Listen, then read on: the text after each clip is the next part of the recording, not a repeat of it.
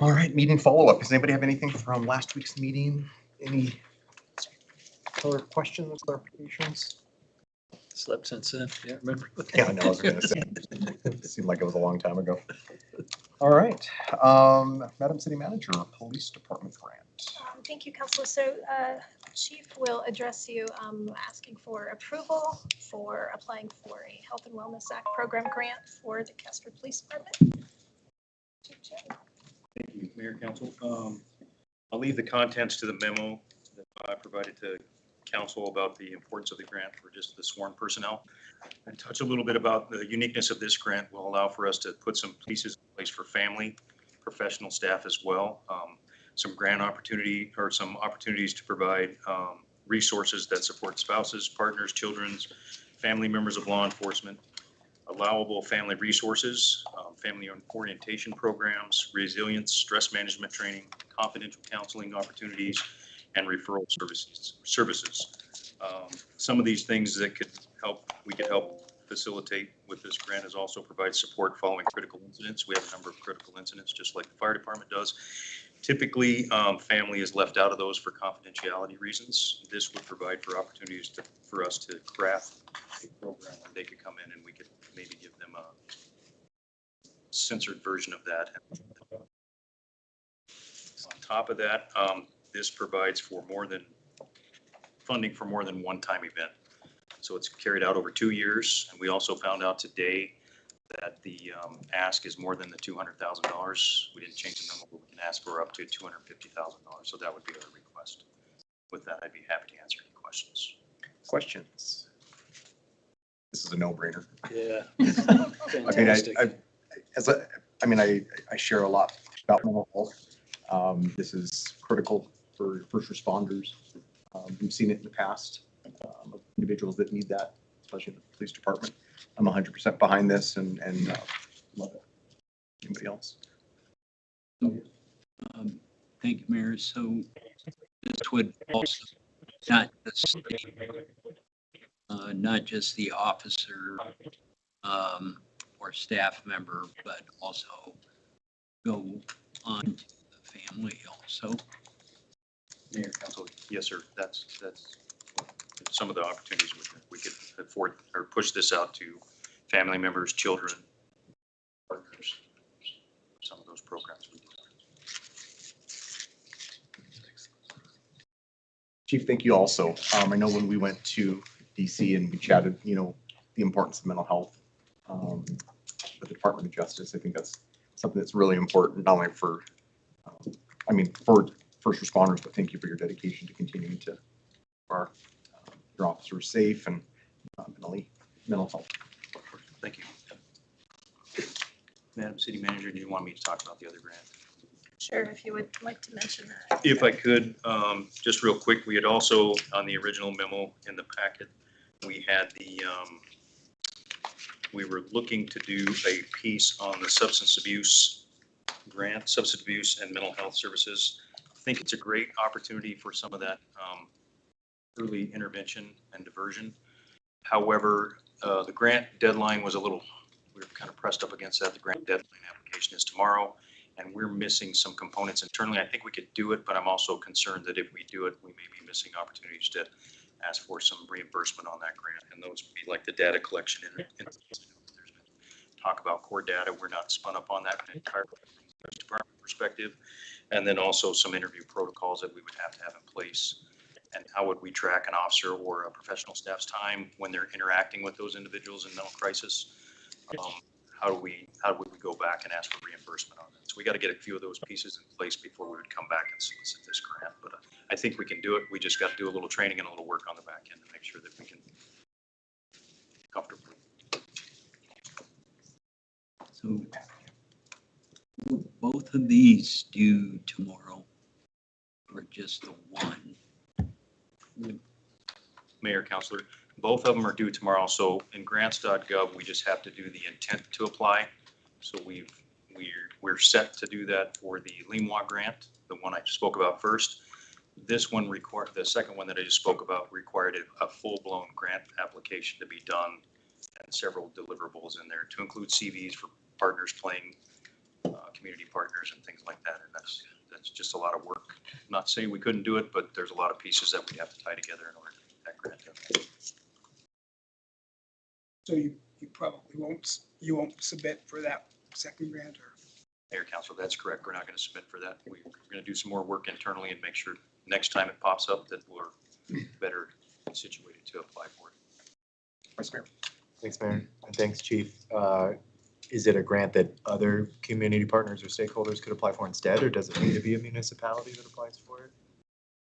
Mayor, Council, it requires law enforcement participation, as I understand it. Mayor, if I Yeah, could- go ahead. Mayor, Council, so yeah, I've been involved in some of the discussions, and it does take the local governmental entity to be the applicant. The problem with a lot of these SAMHSA grants is there's absolutely no forewarning that they're dropping them, and so then we have like 3 weeks to put it together. So we did have several meetings with other community stakeholders to see if we can work this through. I had obviously some similar concerns as chief, and certainly the PD would be carrying the majority of the water on the grant, and so we just don't think the timing is right at this point. But we continue to work on the data sharing and some of the other stuff. So I think once we get to a higher level, will enable us to apply when they come around again. Anybody else? Okay. Thank you, Chief. Thank you. All right, Smart Capital Network. Council, while our presenter comes to the podium, I'll just share with you, the Wyoming Smart Capital Network was formed in 2010 when 17 Wyoming cities and towns came together to form a consortium to access $13.2 million in federal funding through the U.S. Department of Treasury, through their state small business credit initiative program. Those municipalities formed a consortium and hired development capital networks to administer the program for us in our municipalities. Originally, this program allowed for support for small businesses within those 17 municipal boundaries. It has since evolved and is now able to support projects outside of those municipalities. What the program does is help businesses access capital funding for business expansion. Sam Weinstein is our development loan officer with the Wyoming Smart Capital Network. City of Casper was one of the 17 founding municipalities. 2 other municipalities in Natrona County were part of that original 17. That is Midwest and Edgerton. Excuse me. So what I had asked Sam to do is to give a little bit of background about the impact of the Smart Capital Program across the state, and then drill down and focus on impacts in Casper and Natrona County to date as well. So I'll introduce Sam and he can tell you a little bit more about himself. Sam has been with Smart Capital Network for 9 years, 10 years? Yeah, forever. For- Not as long as you have, though. Yeah, a little over 3 years. I can't believe it's only been 3 years. I I thought it was know. longer. Okay. It does feel like Well, in any case, that's who Sam is, and he's going to give you lots of great information. Mayor, council members, Madam Manager, thank you so much for having me. I've created this little handout for you just to let the numbers kind of speak for themselves. So to go into a little bit more detail about our structure, I'm employed by a company called Development Capital Networks, referenced as DCN if you ever see that. And we are essentially the fund managers on behalf of the Smart Capital Network. My role is to go out and communicate and make the relationships with the banks across the state. We have 25 bank partners across the state. And that's 25 charter banks. That also includes every single individual branch of all the banks that exist. In addition, you'll see at the bottom of the other logo is the Rural Development Fund. So in 2021, the Advisory Council of WSCN supported the establishment of a new nonprofit. We were able to apply for a grant through the EDA, the Economic Development Administration, for $4 million. We were able to get that $4 million with the assistance of $1 million funded by the Smart Capital Network. So as Ms. Jordan was stating, we operate in 16 or 17 communities or counties specifically for the Smart Capital Network. Everything outside of those counties, we are funded through the Rural Development Fund, the RDF. So in total, you'll see that the original allocation was 13 million, and then the 5 million through RDF, so total of about 18 million. It operates as a revolving loan fund, and we strictly operate now as loan participation with bank partners. So our bankers call us, and our funds have to be sent on behalf of a small business, business no larger than 750. Oftentimes, I would say, I believe in our portfolio, at least 40 to 50% of our participations are with companies that are labeled as VSBs, very small businesses, so 10 or less. So the majority of the work we do are for very, very small mom and pop type shops, very impactful work. So we have to be partnered with a bank, and that's really the strength of the program, is that it really is your community banks that are running the show. We step in for that risk mitigation, help those really good deals that you want to see get to the finish line, but either they're lacking collateral, they're lacking cash, or in just tighter economic.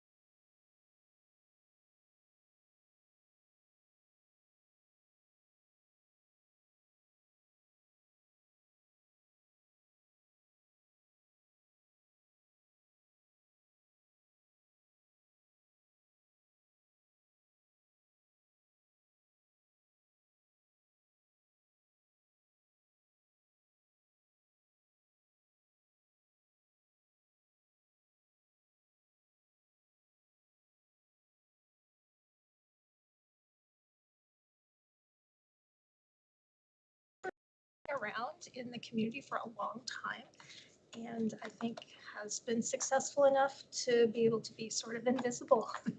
So we wanted to heighten the profile a little bit and share the good things that have happened and remind you that the city of Casper, being one of only 17 cities out of the 99 in Wyoming that came together back many years ago, has enabled all of this. The other thing I would mention is none of the 17 original cities who applied for the funding through the Department of Treasury have ever put in $1, not even $1. So far, the $13.2 million seed corpus from the federal government has recycled three plus times, 3.4 times or something. Yep. So we've supported a total of just shy of 35 million of our funds alone, which has created roughly 165 million in total loans across the state. So those, 161 right there. And again, those are all loans that are held at Wyoming institutions for Wyoming companies. All the companies and projects that we fund have to be based here in the state of Wyoming. All of our bank partners are here in the state. Our funds, now that they're recycled, are held here in the state. We really are a true homegrown crew. I'm very proud of the work we do, but as Madam Manager said, we don't do a very good job of selling us and marketing all of the wins. But as I was pulling into town today, I was driving around. I was like, that one, this one, that one, this one, these new ones over here. And then seeing the pipeline we have, I've got about 5 or 6 projects in the pipeline for the city of Casper right now too. And it's just great to see. So appreciate you guys having me. And again, happy to answer questions. Otherwise, I know how busy these meetings can be. Any questions? Yeah. I'm a business consultant, and so I've got a lot of my clients that are looking for something like that. Who do we approach about? Your local banks. So on our website, and I am remiss that I'm not a marketing guy and I put this together. I can leave some business cards. Janine has all of our contact and we can share that. But I would say all of our bank partners, contact them. All of our bank partners in the state know who we are. We're very, very close. Specifically in this region, all of our bank partners know about us. So as much as I would be happy to have a conversation with business owners, we are not a direct-to-consumer lender. It all has to flow through a bank, so I highly recommend anyone to contact your bank first. I'm happy to answer basic overview questions, but a lot of times those businesses will get frustrated because I'm not just writing them a check and they have to go talk to somebody else anyway. Other questions for Sam? Yeah, go ahead, Pat. So really interesting. So obviously First State Bank. So are most of those generated out of this bank or Correct. different? Right here. Okay. And this listed on the back is just obviously specific to Casper, but all of them, I mean, obviously there might be a handful of projects that a bank outside of Natrona County funded, but that project is still here in the county. Pretty impressive. Yeah, very. This awesome. Awesome. Do you have anything you need? Sam, could I just ask you before you leave to address the advisory board issue, only because I think this will come before you here before too long in terms of Casper's participation on the advisory board going forward and what the board recently discussed. Yeah, so the board recently voted to add in the city of Casper as a participant to the advisory council. We did that at the specific request of the council itself because Janine has been with the group since 2012 when it was founded. So recently the advisory council voted to make it a formality to have Casper sit on the advisory council, and that will most likely be something that again, I'm not sure the entire politics of the ladder and how that will go up, but we'll most likely reach you guys that we ask for official support to sit on that advisory council, just so that you guys are aware of all the projects that are going on and just to continue the support here on the ground. Hopefully that was the right question and answer. Yeah. I clearly prepared a ton of notes for this. When the group converted from a governing body to an advisory body, Casper no longer sat on at that table, so to speak. But at this point, they would like for us to maybe be more active. And I will say with a third of every loan participation in this county, I think that makes sense. And I assume you all would support that. So you may see a resolution or some action on a future agenda to memorialize it. It's okay with that? Supportive, absolutely. Good. Mayor, council, Madam Manager, thank you guys so much. Appreciate it. Thank you, Sam. Yeah. You heading back tonight? No, I'm hanging out here tonight. So, do something. You're gonna go patronize one of these businesses. I'm going to patronize a few of those businesses. Probably. Yeah. Good to see you. Yeah. Yeah, take care. All right, let's talk about parks and water. Council, while Director Lopez gets up to the podium, you'll recall you had asked for an update about our parks, water irrigation, also cost control and conservation efforts. Zulema and I talked about the cover memo. It's a little longer than you're used to, but I thought that the material was informative and I hope hits the mark of what you had been looking for. I don't think that Zulema will cover it in its entirety, and I believe she has prepared a short slide presentation just to help us move at a decent pace through that material. And I can keep talking while the tech folks dance. Right. You have 120 acres of irrigated parkland. I'll share this actually, which we had talked about in pre-council. We understand that it is that time of year when, after a dry winter, and any summer around this time of year, things start to dry out. So we are seeing around the community some of our special areas maybe looking a little rough, a little dry. That is compounded on the fact that last season you had some reduced watering as well. So I guess I would urge for some patience, if you will, from the public. And as you hear comments from constituents or concerns, just reminding them it's been a rough year. The staff and Zulema's department are trying to stay on those areas and keep them looking as well as they possibly can. But it is the time of year when things start to go from green to brown and people start to notice. So. Good evening, Mayor, councilors. It's great to be here with you Tonight, we're going to talk about parks watering and really focus on some of the strategies that we have been working on since 2022, really to try to really reduce our water consumption and save costs associated with irrigating our park system. So just a little recap, the Parks Division manages approximately 120 acres of irrigated parkland and numerous irrigated special use areas throughout our community. And again, water conservation has been a strategic priority for several years as irrigation costs and water resource concerns have continued to increase. So since 2022, which is the first time I came to you all to discuss parks watering, the division has really implemented a number of strategies to conserve water and reduce associated costs, including the baseline irrigation control and pump station replacements, raw water well irrigation considerations, alternative water rates, and irrigated area reductions and naturalization. So it is my intention to just give you an update on the status of each of those strategies and try to quantify the impact of each, understanding that when we implement simultaneously several different strategies at once, it's hard sometimes to parse out exactly what is having what impact, but we did our best to use some representative examples to show you how we feel like each strategy is performing. So before I go any further, though, I want to introduce a couple folks that will be critical in answering some important technical questions that you may have, because I am certainly not an irrigation expert. And so Jim Gerhardt is our supervisor over parks maintenance. So he manages all of the irrigation, mowing, and playground maintenance crews. And then, of course, Randy Norvell, our parks manager. So I will likely be calling on them to answer some of the more technical questions that you all have. They definitely put a lot of work into preparing the data.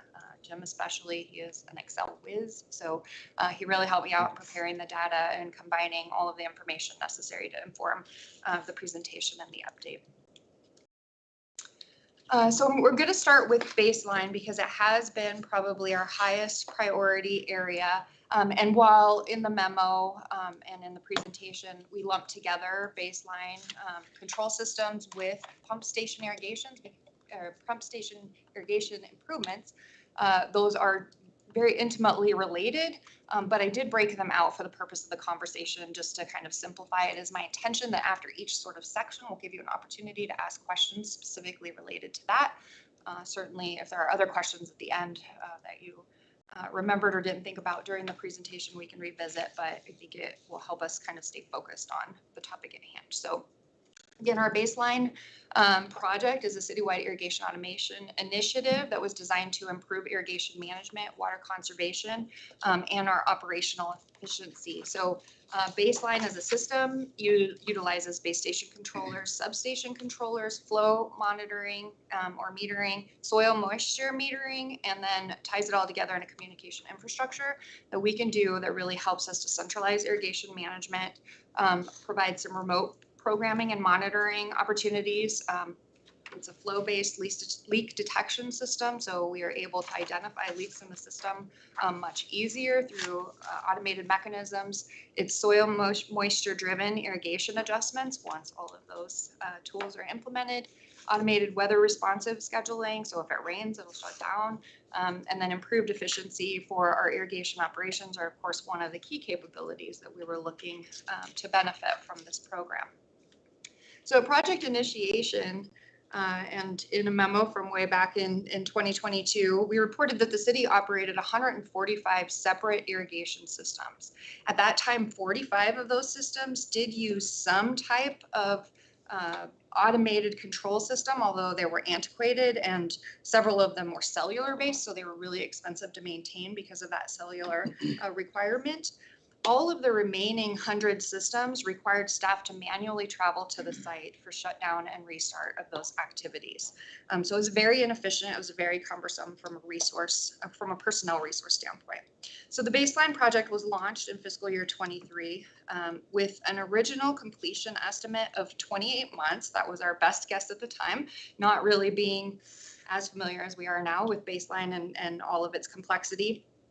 And at that time, we proposed that we would utilize city staff for implementation, which to date we have. That complexity that we weren't really sure of at the time, and then staffing limitations that we've suffered in parks, particularly in Jim's irrigation area, have certainly extended the implementation timeline. But what we're showing you on screen here is what we have been able to accomplish. So we have gotten all 21 of the base station controllers installed. We have over half of the substation controllers installed. We've done both of the main baseline controllers, fewer of the flow meters and the soil moisture sensors, for about a 61% total project completion. I think the key takeaways here are that the core system backbone infrastructure is, in my estimation, pretty close to fully installed, and the remaining work really focuses primarily on field devices and site level deployment. We have implemented at some major locations, including here at City Hall, all of our fire stations, Ford Wyoming Center campus, Highland Cemetery, our soccer complex, Washington Park, Crossroads, Fairdale Park, Mike Cedar Park, and Paradise Valley Parks, trying to hit those larger sort of regional parks first, so that we could see those benefits pretty quickly. So based on what we know now, and understand that this has not just been a large resource lift for parks, it has also included a lot of IT time because they have had to program all of the controllers for us. And so it's been ordering the equipment, waiting for IT to do some controlling work for us, and then deploying those things, in between times when we're busy responding to other park maintenance concerns. And so, again, it has slowed us down. We're now anticipating an additional probably 3 years to finish the project in its entirety. And that's if implementation continues using only existing staff resources. We have not outsourced any of the work yet for baseline implementation, and we don't necessarily plan to unless that's direction that we get, because you want to see more expedited completion. The benefits that we've already realized are improved irrigation visibility and control, faster response to system issues, and enhanced water conservation efforts through the areas where we have been able to implement. And again, just using these sort of as representative areas, centralized control, flow monitoring, and irrigation optimization has already produced measurable water savings. And we selected these 3 areas as representative areas because they were not cut back substantially in FY26 when we made the cuts because of property tax reductions. So in terms of watering, these areas remained irrigated almost exactly the same. And so we could do an apples to apples comparison year over year. So knowing that our savings are likely attributed primarily to baseline and not a combination of baseline and other reduction strategies that were implemented. So we have noted the operational and financial benefits, including reduced water consumption through that optimized irrigation scheduling, early leak detection, which minimizes water loss and infrastructure damage, weather responsive watering, which improves our irrigation efficiency, reduced field visits and manual operations, which improve our staff productivity for sure, increased system reliability and operational visibility, and of course, all of this supports our long-term sustainability and resource conservation goals within the department. So looking ahead, I think continued deployment will expand centralized irrigation control access at the remaining sites, and additional water savings are expected as more locations become operational through this system. Reduced water consumption, leak-related losses, and labor costs will help offset, or so the savings from those will help offset implementation and maintenance expenses. We still anticipate that to be pretty big, and annual savings and budget impacts, of course, will continue to be monitored and reported as project completion progresses. So I'm going to stop there with baseline.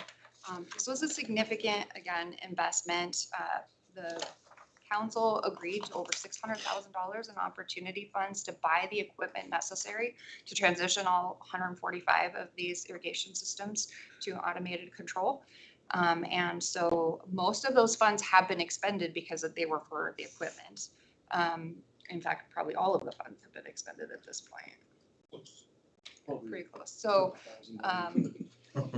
but we'll stop there and give you guys an opportunity to ask any specific questions that you have about baseline and how implementation has been going, what we can expect maybe in the future as far as the projected timeline that Jim proposed of about 3 years. Any questions on this from the baseline. Yeah, Amber.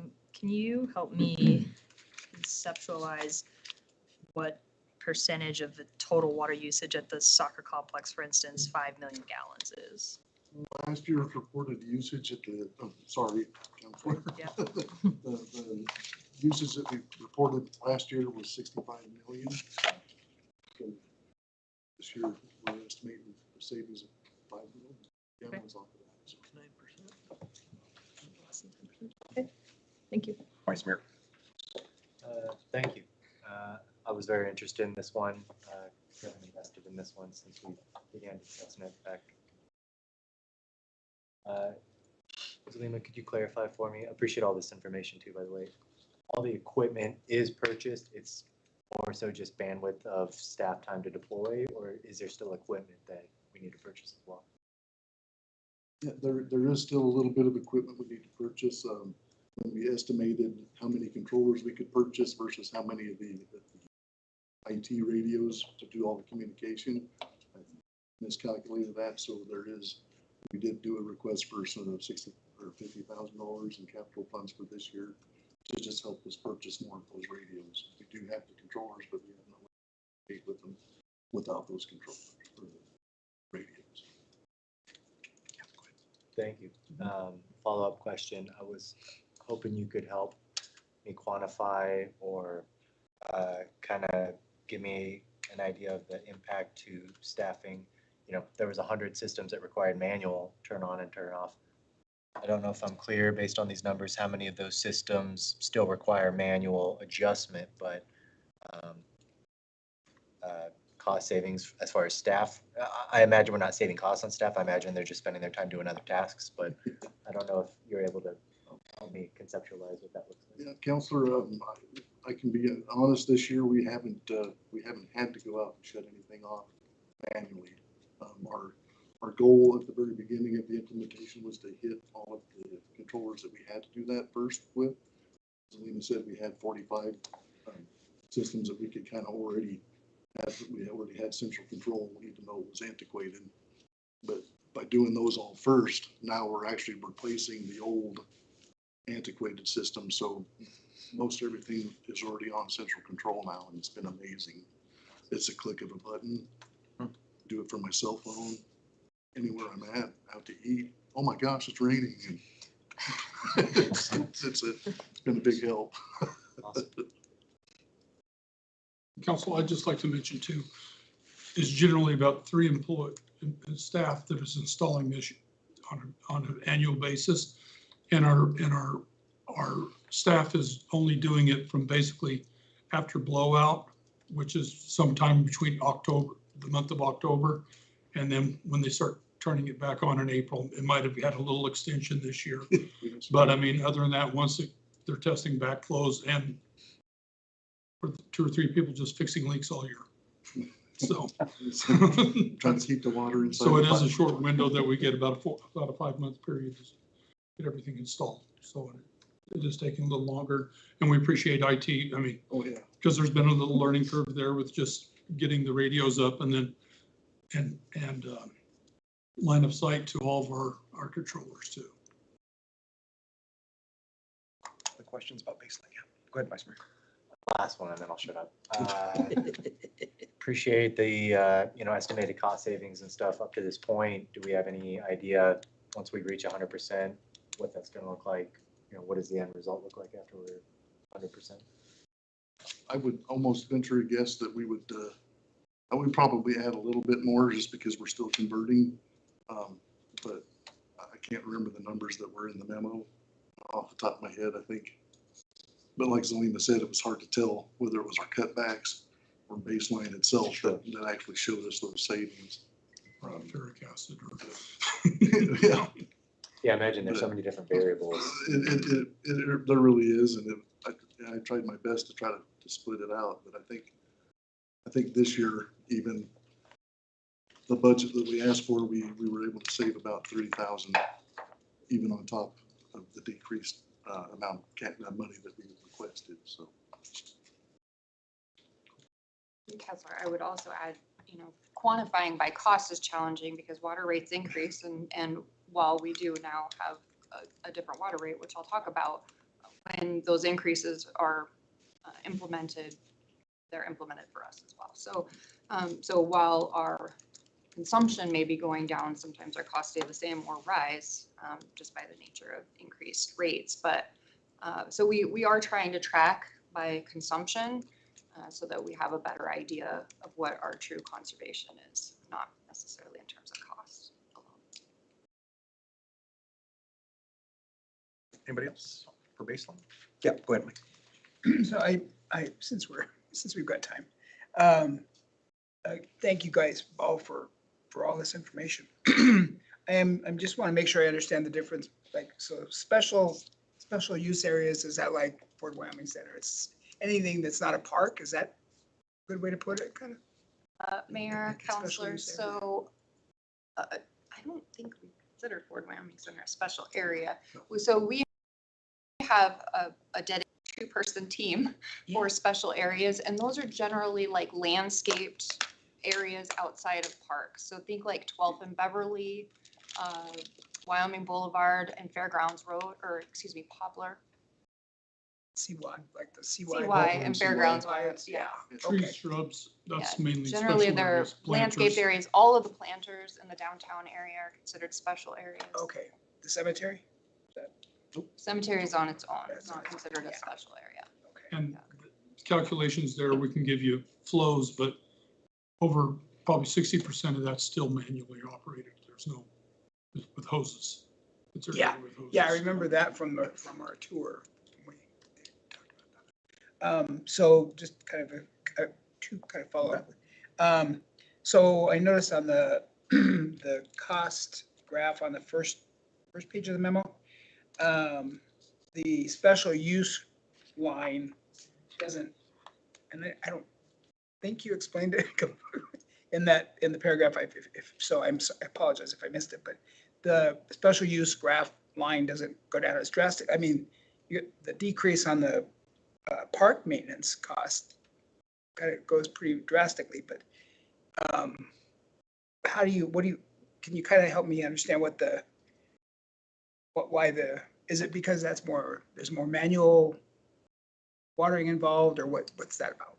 Mayor, counselor. So again, these are landscaped areas that generally are not really water intensive because we're talking trees, shrubs, and some flowers, right? Sure. So, so generally speaking, those areas are going to remain fairly consistent. The reason that we saw any savings in FY26 was because we completely eliminated several special areas so that we could reduce the non-full-time seasonal staff for those areas. Sure. And so we had to just completely eliminate where we weren't doing, I mean, we were doing weed control, and that's pretty much it. We didn't plant flowers. We didn't do any additional maintenance to those areas. And so we saw reductions there because the water was essentially just shut off. Yeah. But generally speaking, those are going to stay relatively stable because we're just keeping the small amount of vegetation alive in those areas. Do you agree with that assessment? Yeah, but I'd also point out what you're seeing, Selena made mention to it, the difference between the cost and the actual usage. If you look at the Yeah. usage is at least half of what it was It last is. year. Yeah, that And is. it's probably, like she was mentioning, we eliminated quite a few areas.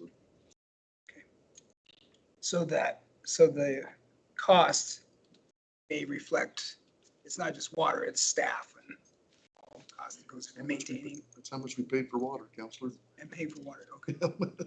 This graph represents pure water costs, Pure water, not staffing okay. costs. Oh, okay. Usage and costs. Okay. Yeah, no, I just, the last thing is just that I was kind of thinking, I think along the same lines as the vice mayor, but I mean, this is kind of serendipitous. It kind of fits in with, your department's kind of absorbing a little bit of the budget reduction. And so to me, this seems like a real nice strategy to kind of make as a part of your overall plan for.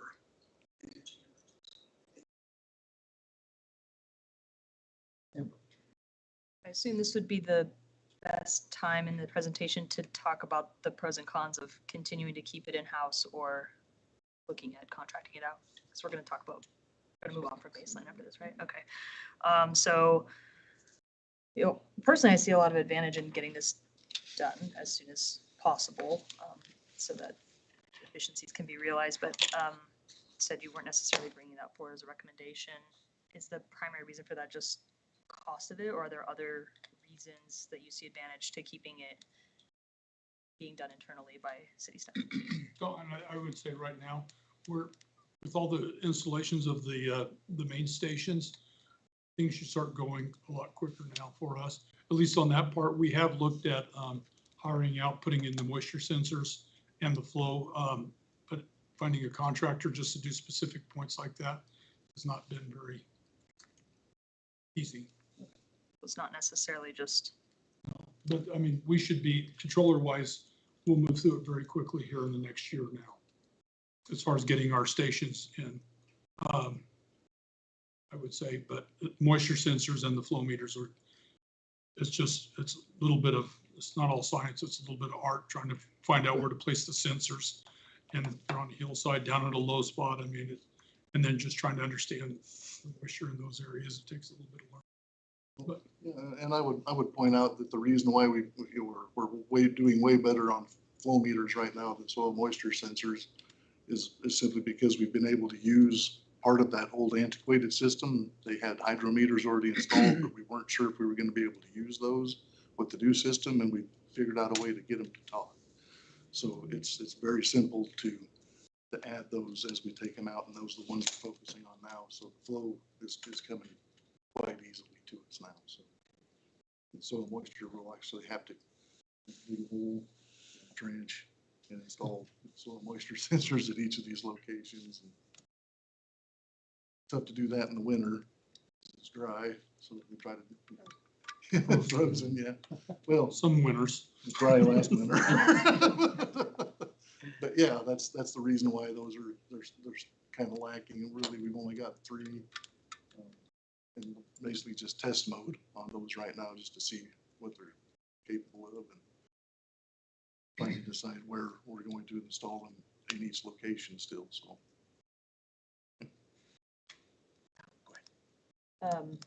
So if costs were not a factor, is your preference to keep the work being done in-house on the timeline that you've established, or would the preference be to look at outsourcing?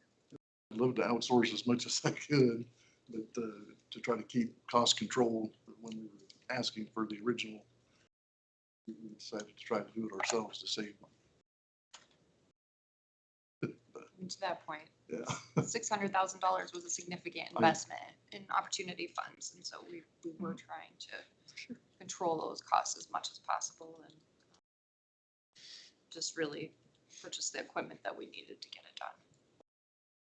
Yeah, I appreciate that. And then we also cut your staff. So just, I'm just thinking like perhaps this is an example of a place where we could take off a little bit of department pressure, where we've, piled on some pressure in the last couple of years. So personally, I'd be interested in exploring it if it's helpful. If it's not helpful, and if it's like we'd rather just keep on trucking, then that's also fine. But And we have outsourced a few items, but it's only been electricians.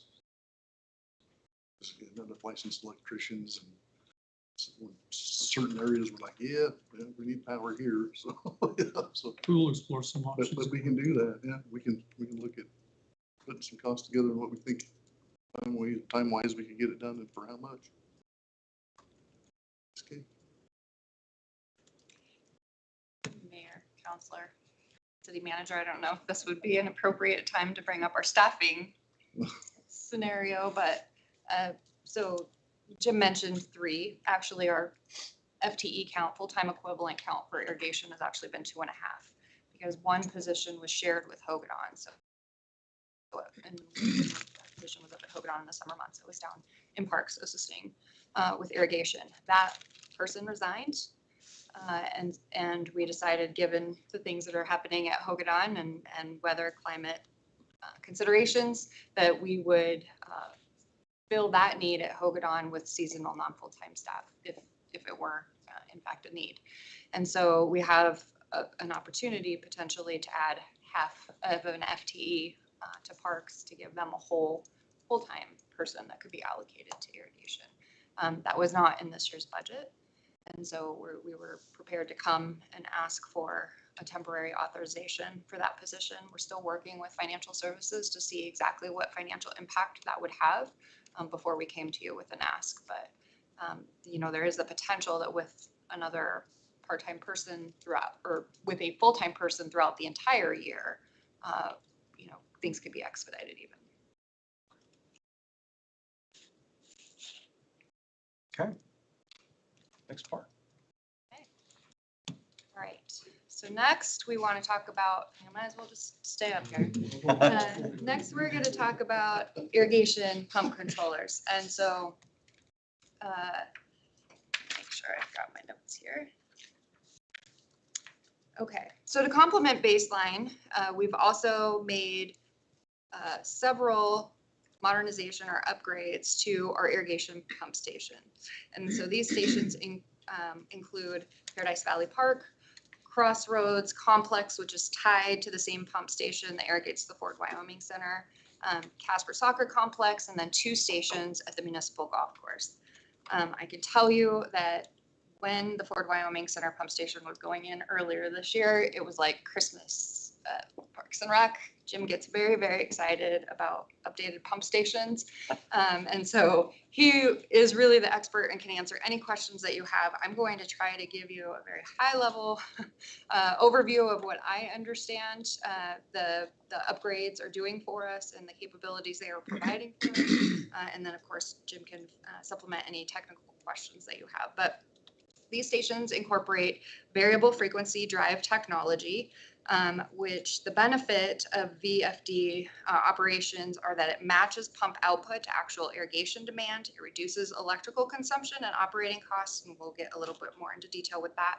Maintains consistent system pressure throughout. It reduces water hammer and pipeline friction losses. And of course, you probably know water hammer causes breaks and damage to the pipes, minimizes stress on valves, fittings, and the main lines.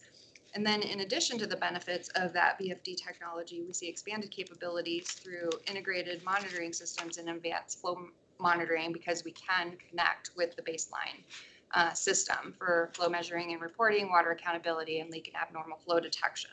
And so through all of that, we are able to realize you know, faster response to operational issues, reduced staff travel time, simplified troubleshooting, all of which are producing some efficiency benefits for our staff. And so performance improvements that we can provide to you, VFD controlled pump stations are, you know, from the manufacturer reported to reduce electrical consumption by 15 to 40%. So electrical savings are certainly anticipated at the Ford Wyoming Center with some verification pending, you know, more in-depth review of the utility billing systems. When was the final? We were done and it was after No, early June. May. Mid-May. Yeah, Okay, mid-May. so this system has been operable since mid-May. So we'll need some time to actually quantify what those potential power savings are. But we do know also that because of this pump station, Ford Wyoming Center has full capacity use of its 4-inch main line. So our irrigation window reduces from approximately 14 hours it took to water the grounds to 6.5 hours. So that's more than a 50% reduction in irrigation run time, increased operational flexibility, and improved our ability to meet irrigation demand because it is full capacity use. With the enhanced pressure management, we anticipate reduced infrastructure stress and failures. So when we upgraded the North Casper Soccer Complex, we saw much fewer mainline breaks.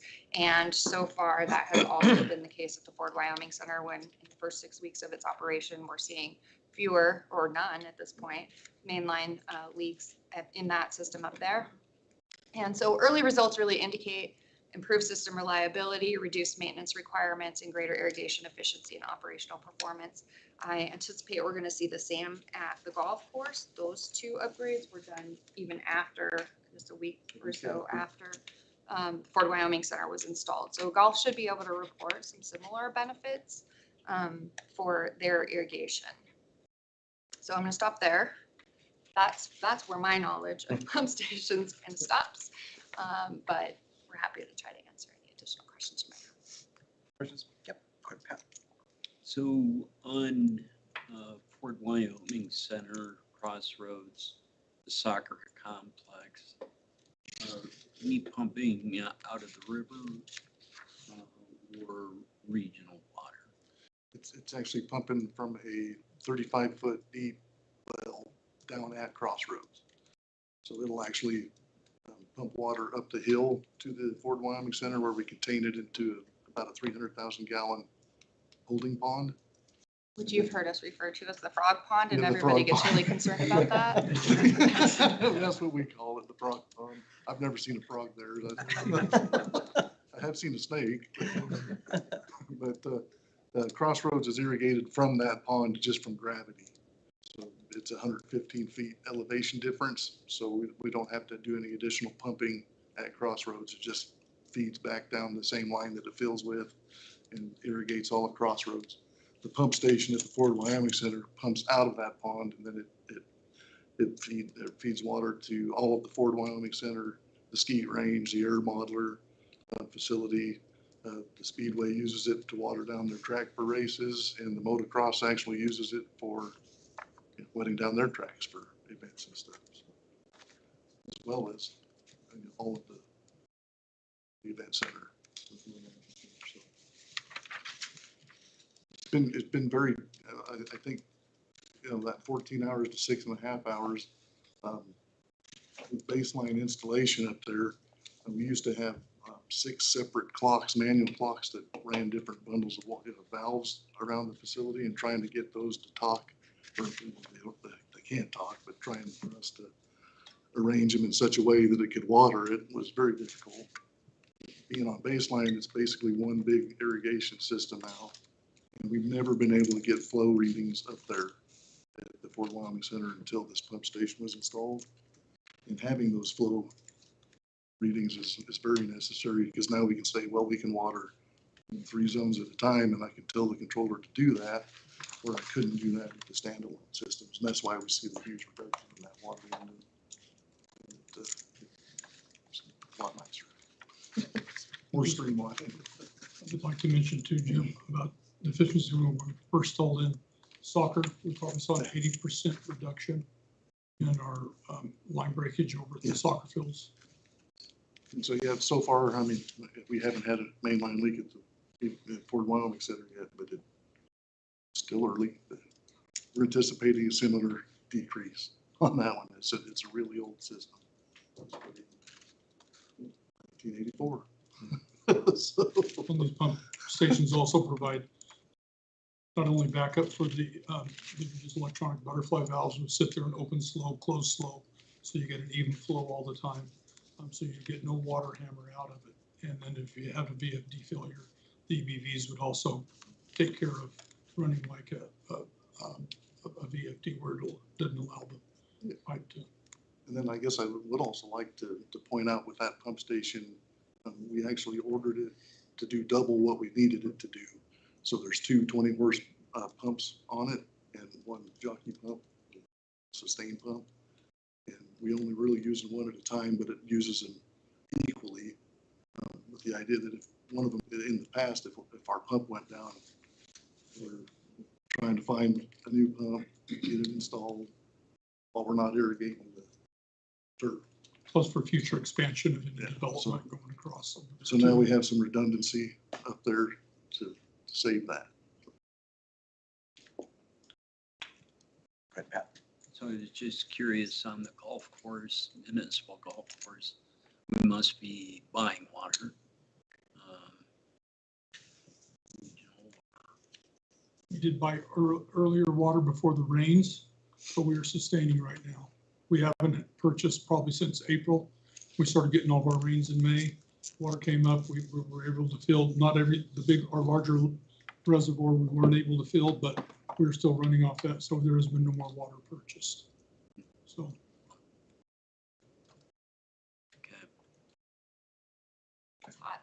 It's 100 degrees. Hopefully we'll make it through this month and we get some rain. Hopefully. So the next strategy that we've talked about before is raw water irrigation. So several of our facilities currently irrigate using raw water. Of course, you heard a lot of our athletic fields, the municipal golf course, Fort Casper, the whole area around Fort Casper, Paradise Valley Park, and Wells Park are all currently utilizing raw water irrigation. And we recognize that expansion of raw water or raw well water irrigation could benefit us in a few other areas. The highest potential locations that were identified were Bryan Stock Trail Boulevard, Riverview Park in North Casper, Casper Central Services Facility, and the Water Distribution Garage. Potential benefits, of course, include reduced irrigation water costs because we wouldn't be purchasing water, increased utilization of alternative water sources, and long-term support of our water conservation initiatives. But because other strategies have been prioritized over the last few years, i.e. baseline and the pump station replacements primarily, this portion of our strategic portfolio has not really advanced much over the last couple of years, but it remains a long-term strategic objective for us to try to improve our irrigation efficiency and control our operating costs. So we'll continue to explore this, have some testing done, identify if the locations that we believe are viable are in fact viable, and then work on conversions over to those if they are. So not much in terms of an update, just know that it's still on our radar and a strategy that we intend. Water distribution garage. It is on Wyoming Boulevard, adjacent to the water treatment plant, Okay. just south of the water treatment plant.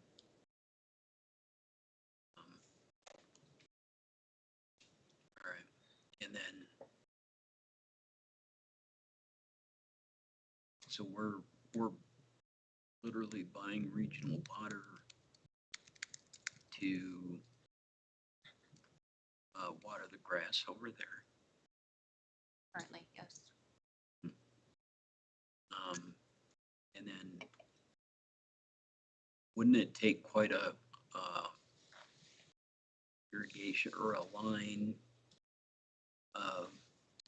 to take care of Bryan Stock Trail in the Boulevard area to pump that up there?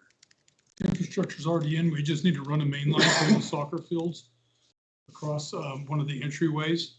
And then we have one more connection, and then that would be complete. How far up Bryan Stock Trail would that go? Yes, Basically the entrance into the, I'm sorry, Mayor Council, where you turn in off Bryan Stock Trail to go into the soccer fields. Oh, It'd be from there all the way up around that corner and all the way down the front of Case Street, okay. plus the yard in front of the service center. Oh, okay. Okay. All right. Thank you. Anything else on this one?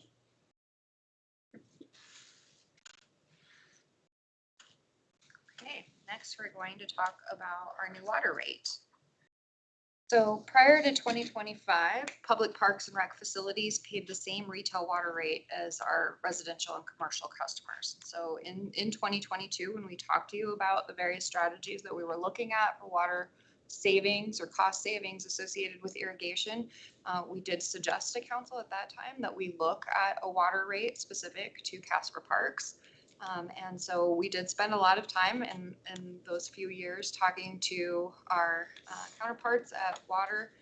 And on June 1st of 2025, with the help of Tom Brower and Ethan Yonker, we did implement through City Council's approval, a dedicated Casper Municipal Parks water classification rate. And so that did become effective June 1st, 2025. It only applies to city parks, athletic fields, cemetery, golf course, and other seasonal public facilities. It does not apply to indoor use for any parks and rec facilities. It's only for seasonal summertime use of those facilities. So in fiscal year 26, we do estimate that the savings were approximately $30,000 with that reduced rate. And of course, that allows resources to be redirected to other park maintenance operational priorities. Good, Pat. So what was that determined? I remember the vote, but what was the rate for the seasonal? Mayor, Counselor, I apologize. I did not print the resolution. Do you remember? Well, the rates did go up January 1st this year. I believe we don't pay for the first 1,500 gallons of usage for each month at each location, but we do pay a $10.85 meter fee every month just to have a meter there. And then we're getting charged $5.03 per 1,000 gallons after that. That's the rate that we're currently on. Counselor, I'm happy to provide the resolution. We can send that out again for you to refresh your memory, and then you'll see how the rate increase January 1 impacted. So it seems counterproductive to me for us to be like the rec center and the pool, any of the pools, for us to be paying retail rate to fill those pools, which is very expensive. Anytime you're changing water, I can't imagine how much the ice facility, the sheet of ice. I mean, could we explore all facilities, not just seasonal, on our water usage instead of us paying, not looking for free, but why aren't we paying wholesale rate? Give an answer for that one. Because I don't. Mayor, Counselor, certainly we could do an evaluation. I know that, it's a balance, right? The water department has a budget too, and rates matter to them. So, and there were some staff, Andrew Beamer among them, that was not a proponent for us having a reduced water rate. So I'll tell anybody that asks, understandably so. I do believe that it's a balance, and we are a large customer, but that was also one of the considering factors. And we've actually had 2 instances this season where we were asked specifically to reduce irrigation or shut it down for a period of time because of issues at the water treatment plant or concerns about capacity at the water treatment plant. And so given that rate was, provided to us, we agreed that we could easily be, a first cut if we needed to be, to conserve water for the rest of the citizens. And so we're happy to partner with them that way and make sure that we're benefiting all users. I'm not seeing a great appetite here. So I think we should look at it. I disagree with Andrew, but. So I think the compromise was a seasonal rate rather than, an across the board rate. But evaluate that further if that's the direction of the council. Would you like to have the council I- looking? Not if I can't get any support. I don't want to waste. Made him council- jaded. I don't want to waste staff time. How does council, do we want to go down that road? Is there any support to have the staff look into that? I mean, I wouldn't mind at least, I'm trying to find old conversations, and I wouldn't mind at least a memo of a recapture, inclusion of the resolution, kind of a refresher of what that last discussion looked like. Wouldn't mind starting To expand that. That'd be enough, Pat? Well, no, I know this is, I've been down several of these roads before, and I don't want to waste staff time if we're not gonna. You can definitely do a refresher memo fairly readily and easily. And then you guys can let us know what your thoughts are. That And the would be city's useful to me as well. opinion has changed. Yeah, to get up to speed on that. What I'm not aware of right now is if there's been a full cost of service analysis of this cost of service for these types of water uses. And so we're happy to get a refresher memo and it'll refresh my memories. Okay, you guys are comfortable with that? Okay, perfect. Awesome. All right. Anything else? I'm looking at the memo. Ready? Yep, go ahead. So the last thing I want to talk about before we sort of do a recap of the impacts are irrigated area reductions and naturalization. So turf reduction and naturalization projects do support the Casper Area Parks and Rec Master Plan. That was something that we had our consultants evaluate because in 22 we identified that we wanted to reduce the costs associated with irrigation to a reasonable extent and so they did some evaluation during that master planning process and gave us some recommendations into the areas that we should look at naturalizing or cutting back on. And so we have implemented a lot of those. So we've done complete turf conversions in a few places. Marion Kreiner Park, so the area exact to the north of the swimming pool was turf and a small playground. That is now a skate park and a pump track. So all of that, most of that turf has been removed. Sage Park, of course, has been converted primarily to an arboretum, and while arboretums do take water, especially to establish, it's not as irrigation intensive as manicured turf would be in a park. City Park, we added a very large new shelter, so while enhancing opportunities for users at that park, we were also able to reduce a pretty large area of turf. And then Fun Valley Park had a smaller shelter and we expanded the size of that shelter as well. So through some of those alternative uses, we have been able to eliminate some turf, which of course will result in irrigation savings. In addition, over the next 2 to 3 years, it is our 5-year plan to convert Eastdale Park to a park that has soft surface bicycle trails. And then naturalize the entirety of the park. So if you're not familiar with Eastdale, it's a linear park. It's in a drainage way. It's a lot of turf that is irrigated and mowed, but the park itself doesn't serve a high purpose. And so the conversion that has been recommended, we actually really love the idea for. So you may recall that we actually applied for a grant to make these improvements to the park, to build the trails, as well as to construct an obstacle course. Unfortunately, we were not successful at that particular grant application, but we'll continue to seek opportunities to fund a new park that, again, will eliminate quite a lot of turf grass for us. And then Mike Cedar Park, of course, you know, we are proposing an all-wheels park in the area around the swimming pool and adjacent to BMX. So there's a lot of grass there that is not really utilized much, if at all, by park users. And so converting that large grass space to the All Wheels Park will see a reduction in turf and irrigation for us. Areas that have been partially or fully naturalized, and again, these coincide with what was recommended in the Parks and Rec Master Plan, are Long Park, Riverview expansion, that's in North Casper, Nancy English Park, certain portions of it, Meadow Park, Fort Casper Park, and then Washington Park West. So that's the hillside of Washington Park just west of Jefferson, which cuts through the park. So those areas have been let go to a more natural state. I think there's still some work to be done to ensure that the native grasses are healthy and they look aesthetically pleasing, but we have started down that road of implementation to naturalization in those areas.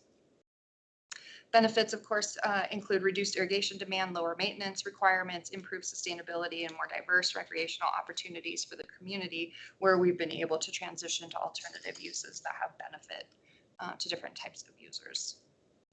Questions about park conversions? On the reduction in naturalization, have you thought about some of the special use areas, like the roundabout on 21st, or some of those areas, changing those to more native Mayor, grasses? Counselor, we definitely need to look at that area. In fact, I've very recently been contacted again about that roundabout. And so, yes, you know, a lot of our special areas are not turf grass. They are sort of more native natural grasses and trees.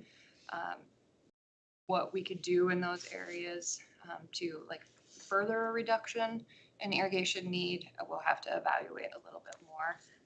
You know, we've had conversations, I think, as a team and as a body about, you know, landscaping in certain areas and the pros and cons of that. My team finds that sometimes that is as maintenance cumbersome or even more so because it tends to collect trash in Casper Wind. But yeah, I think there's opportunity still to look at some of those. We evaluate each year and we make some changes each year. It's just slow. Thank you. Any questions on naturalization? Yeah, go ahead. I missed I think I missed part of what you said about Eastdale. What was the idea for converting Eastdale Park? So To twofold. naturalized or? Yep, we would naturalize the park, but it would also have soft surface trails that go throughout the park for people Okay. to walk on, walk their dogs, ride bicycles, things like that. And then a portion of the park we've actually identified as a great place for an obstacle course as well, a brand new amenity that Casper doesn't have, that we think would be really attractive. The nice thing about Eastdale Park is that the rail trail runs right by it, so it's very easily and safely accessible for many neighborhoods surrounding it because of the rail trail. And so we just feel like it's an ideal destination for a bicycle focused and more nature focused area. And then does on Mike Cedar, sorry. No, you're take it away, man. Thank you, Mayor. So the Mike Cedar, there's that kind of pretty grassy area that's right adjacent to College Drive there.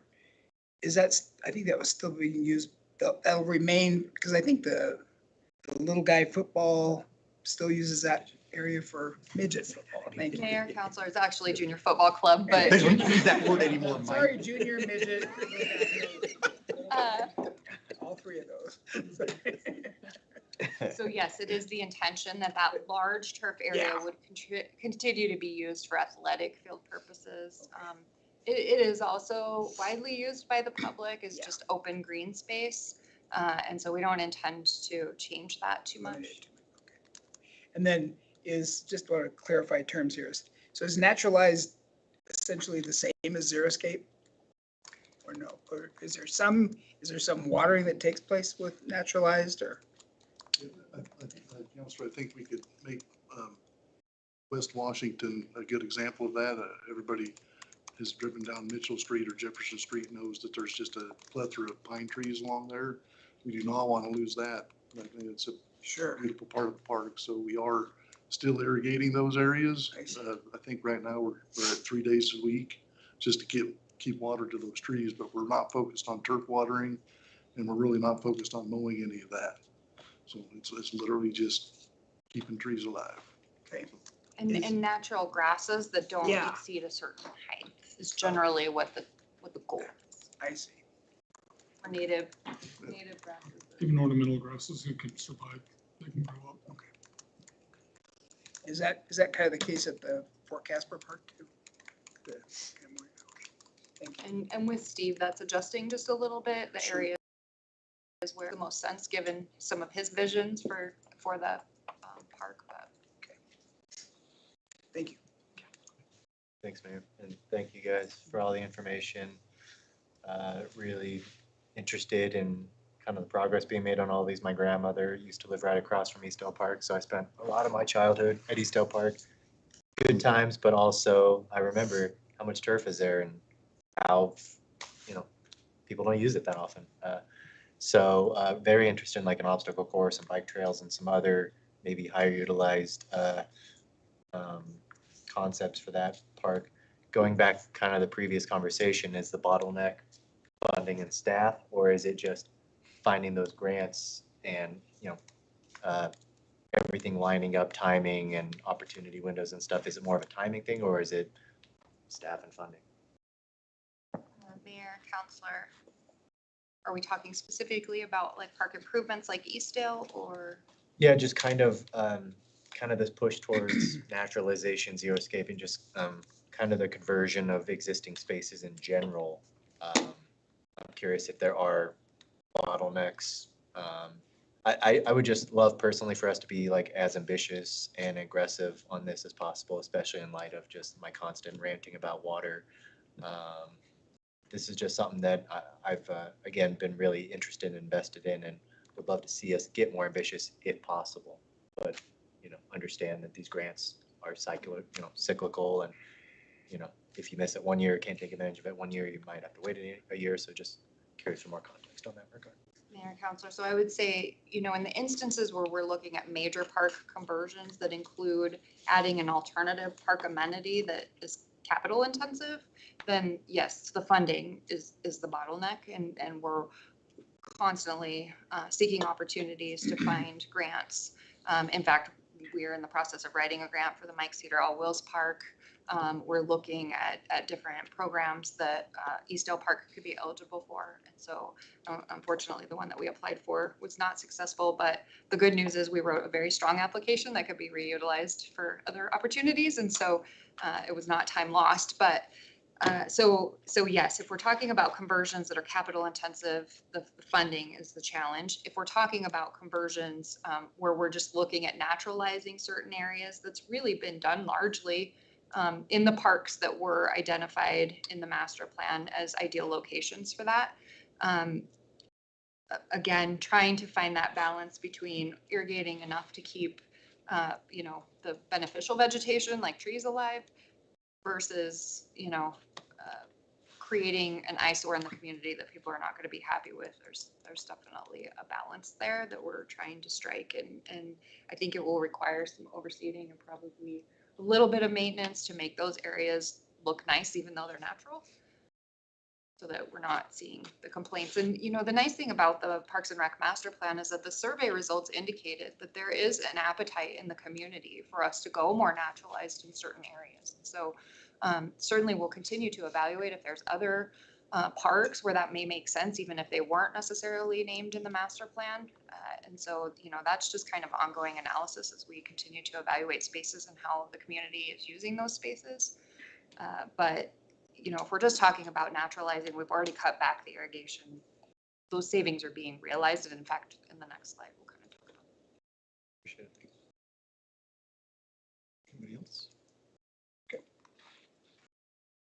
Okay. So beginning in fiscal year 26, of course, the Parks Division implemented irrigation and maintenance reduction measures in response to property tax impacts and general fund budget pressures that were a result of that. And so in addition to the reduction strategies that we've already discussed, we really made an effort to eliminate or reduce select landscaped areas and reduce watering frequency based on park use, visibility, turf condition, and irrigation system capabilities.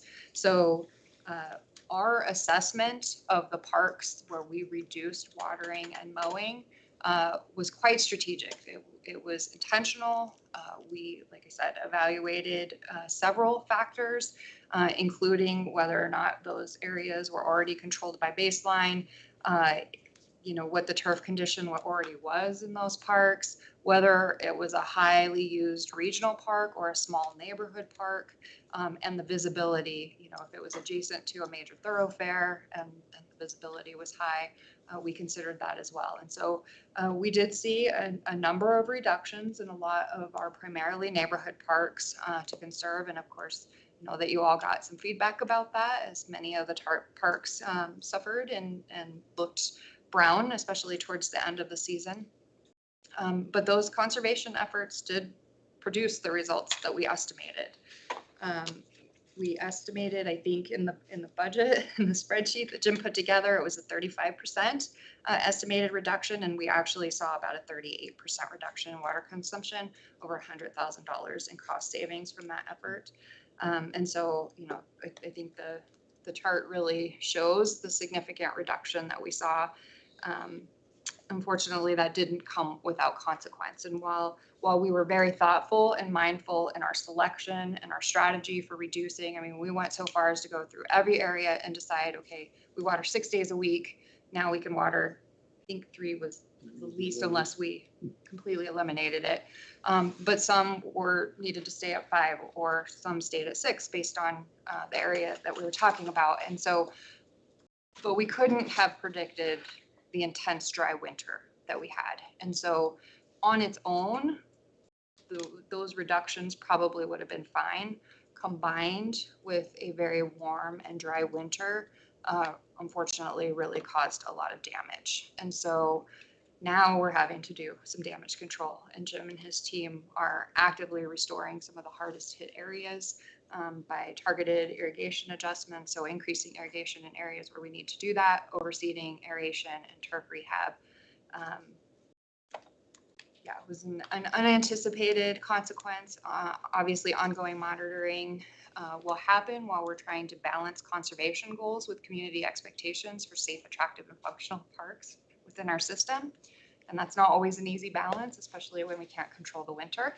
But you know, it is a priority for us. I think it was just as hard for us to see some of the parks in the condition they were in as it was for the community, and in some cases, maybe even harder because these guys live and breathe parks. So, so no, we felt that pain right along with the community, and we're trying to find that balance now so that we can maintain parks that people enjoy being in while still realizing some of the conservation goals that we have. That's it. Questions for the whole kit and caboodle of the last part, savings, anything like that? Okay. Jim, thank you so much. Thank you. Thanks, Randy. Yeah. Thanks for being.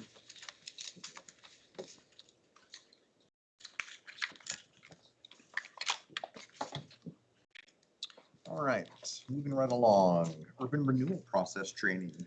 Do you have anything to set up? I believe you have many staff presenters, council, who are going to walk you through training here. They are well organized and ready to roll.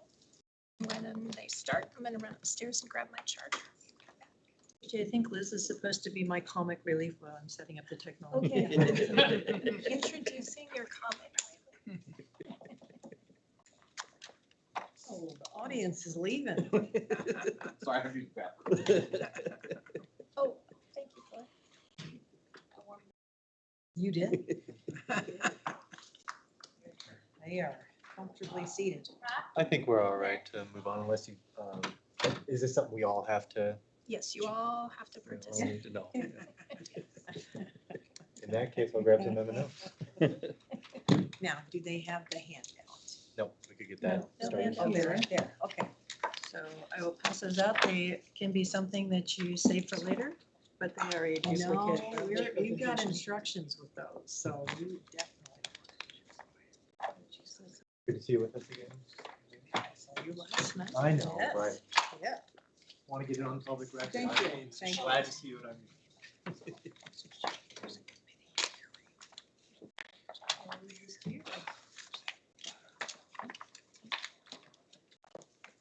I know Eric's got one. I guess we're just gonna take a quick break, huh? Yeah, it looks like a quick break. This one?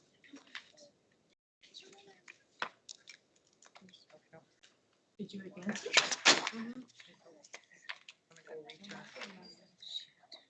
It was.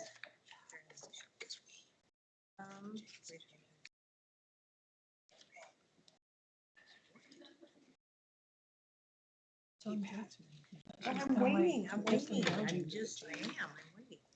They're meetings. Had the legislative. Oh, I found it. There it is. Select committee, this one. Yeah. I just want to show you. I got Jenna gone. You're counting a minute. You're taking bets on whether it's number 1 or 2. There's a handout on the other side of the iPad that you're gonna want in order to pass the class. The whole thing is for me? Yeah. All right. And bring a pen. Do I have to answer any questions? I don't know. She said I have to have it to pass a class, so makes me think I need a Exams, Well, it's a training. Yes.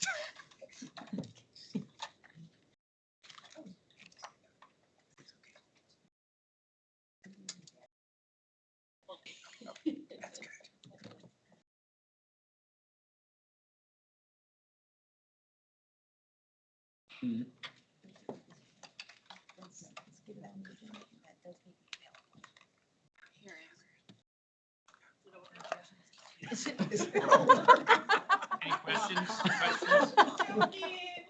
Was that a We comment, waited patiently, commentary? an hour and a half. Just tried to This take my time. opportunity. Yeah. Just don't say, are we done yet? There's our comic relief. Yeah. Yeah. Okay, I think. All right, let's go ahead and Ken's get, all here. yeah, Okay. Jimmy will be here in a second. Okay. So, before we get started, Mr.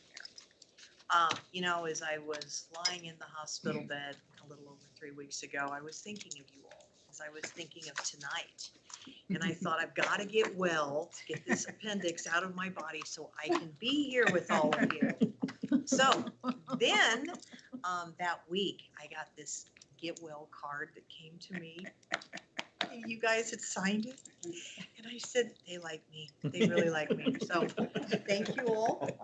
And yes, we are back and ready for this evening. So again, we want to give a special shout out to Heather Bender, our paralegal here, for really putting together a lot with the packet. And urban renewal training may sound a little overwhelming for a Tuesday evening, but I think you're going to see that we're going to kind of clip through a lot with process, but to get you all ready as we continue to move forward. I'll be covering a lot with the components related to the planning commission role that we've gone through, as well as with comprehensive plan and economic development. Eric is going to be covering the council role through this process, and Jill is going to be picking up and really doing a primer on tax increment financing and that importance for the city of Casper. So to kind of kick us off, we're going to step in through some of these slides. The idea with the slides and the white space at the bottom is in case you all want to take notes. So there was a deliberate attempt to say, if you should want to take notes, feel free, and we will cruise along. What this first slide is about is really looking at what we'll be covering this evening. And some of it we've already handled with you. The blight study truly kicked all of this off. We kind of went through a lot with the blight study back in March, and ultimately council approved the blight study on April 21st. Then following that, we went through an initiative resolution with all of you that was approved on May 5th. We'll step through that again. The urban renewal powers, Eric will be covering with you, but you did do a resolution on how you want to handle the urban renewal authority and agency component, and you approved that on June 2nd. Now we're up to the urban renewal plan part of the process. And just this last week, Councilor McIntosh was at our planning commission meeting when we went through the urban renewal plan, which is the next part of creating this whole URA concept. The planning commission did review it as indicated here for conformance with the comprehensive plan. And just to let you all know, I did bring a copy. You all have got these in your packets long ago, but our Generation Casper Comprehensive Land Use Plan is the guiding document for community development. And not just us, but when we go into any site plan reviews on any projects in Casper, separate from URAs, we utilize this document. It was 18 months of public engagement on how the city of Casper residents wanted to see the city grow. So as we refer to the comp plan and conformance, I wanted you to know the document, again, completed in 2017. Craig and I and our new planner will be initiating that update this next year, so that we typically do them every 10 years. So again, with after the urban renewal plan, you all will see that document on July 21st. It's docketed on the grid. Then we begin to look at the projects. So we move to the second P, from plan to projects.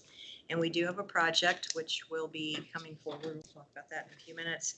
Project financing options. We've talked through a lot, even with the blight study, about the opportunity that a URA opens up for grants. It opens up opportunities if we want to get into loans, if we want to look at, again, TIF financing. So a lot of options await us as far as project financing, and the revenue committee that you all had commissioned through city staff is always looking at opportunities for project financing. The development agreement will be a document that the team will talk about here. And then again, understanding the TIF will be the next piece.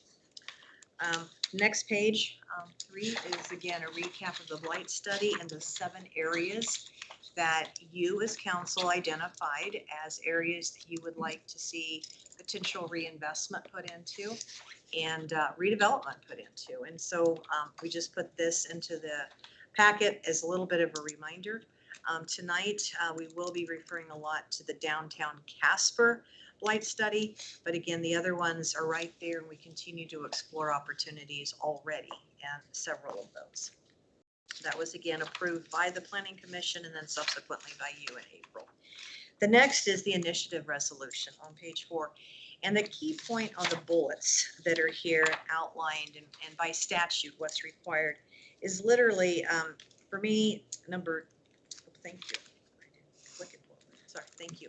Is the third bullet on the findings. In the initiative resolution, we outlined the 7 areas and the multiple blight findings by area. And it was a huge document in that resolution because each one of them had potentially 7 or 8 blight pieces in each of the 7 areas. The other item is the 4th bullet down, which talks about how redevelopment associated with the URA is necessary for the public health, safety, morals, and welfare. So again, we're trying to get blight out of the community. We are doing so statutorily by looking at, again, those components. And now, Eric. Thank you, Liz, Mayor, Council. I would like to, before I start, just reiterate my thanks to Heather and to Liz and Jill. If I had to prepare this PowerPoint, it would be white background with black text. And so they save you from the extreme boredom of an attorney's presentation. That being said, I would also like to point out that the statute that Wyoming has adopted around urban renewal is fairly robust, and there's a lot of nuance to it that we're going to try to spare you. So in a sense, tonight's presentation is both high level and then somewhat tailored to the project that we know is coming before you. So there's probably a lot of other avenues, aspects of the statute that we can get into, and I'm happy to do that at any time and answer any questions tonight. But just know that there's a lot more to it than we're going to be able to get to this evening. The city of Casper has the ability to exercise urban renewal powers, and there's 2 ways that the city can go about doing that. One is that city council can exercise those powers directly, which this council has opted to do at this point. And then that comes with the full menu of powers that the statute provides, including but not limited to reviewing and adopting urban renewal plans, making the statutory findings, approving projects, entering into development agreements, overseeing tax increment financing, as well as all the other types of financing and tools that are available to a municipality. What I would say is that the decision of council to exercise those powers directly and not appoint an urban renewal agency is not set in stone. It doesn't have to exist in perpetuity. I think the advantages of you all exercising them directly now is really from a timing aspect, knowing that there are potential project coming forward. This was really the most expeditious way to allow the city to exercise those. However, an urban renewal agency board can be established under the statute. And again, you'll see kind of a list of powers that the URA board can exercise. And really, the only power that can't be exercised by an agency is the power of condemnation. That always has to reside with city council. But upon the establishment of an urban renewal agency board, that board kind of exists to exercise all of these powers. And so why would the city potentially want to establish that agency? I think there's a couple of positives.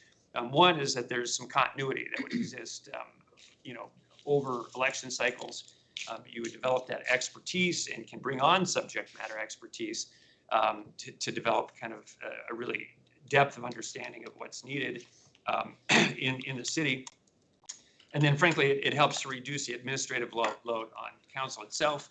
Council still has obviously a role to play in many of the approvals, but a lot of the upfront work and down in the weeds work can be done by that agency, and then those recommendations would come to council. And then it would also in turn lighten the load on city staff as well.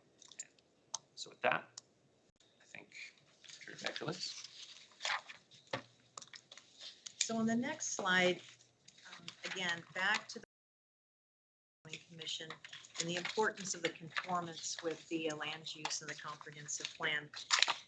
When we met with the Planning Commission last evening or last week, and you all will see it in your memo coming forward on the 21st, we did look at the consistency with local land use objectives, and I wanted to recap the 6 areas.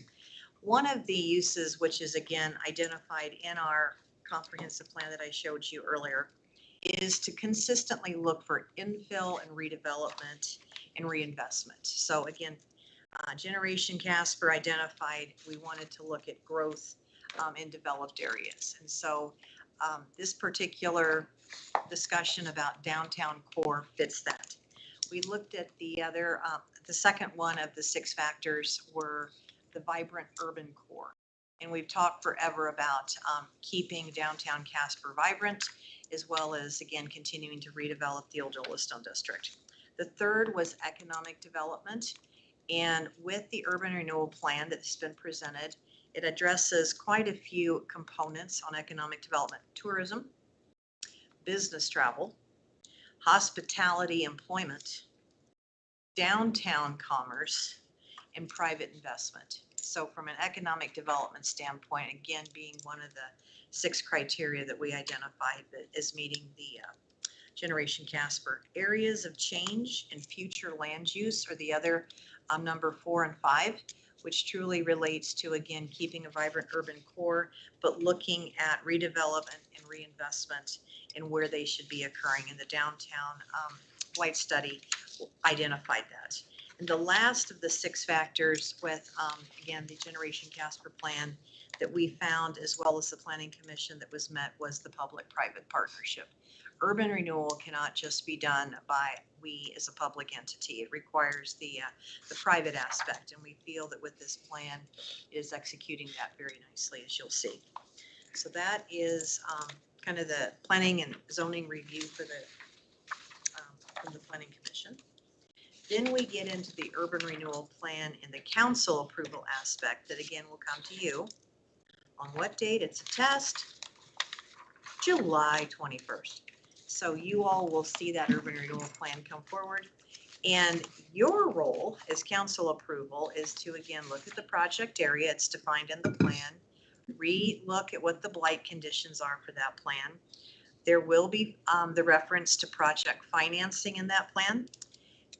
Again, you just heard me step through the conformance with the comp plan, but the statutory findings under state statute 15.9-110 talk quite a bit, and we'll have that also in your memo, about the statutory requirements, being that before approval of an urban renewal plan, the governing body must determine that, in this case, feasible relocation method exists if families are displaced. That's not going to happen in this project. We don't have residential impacted.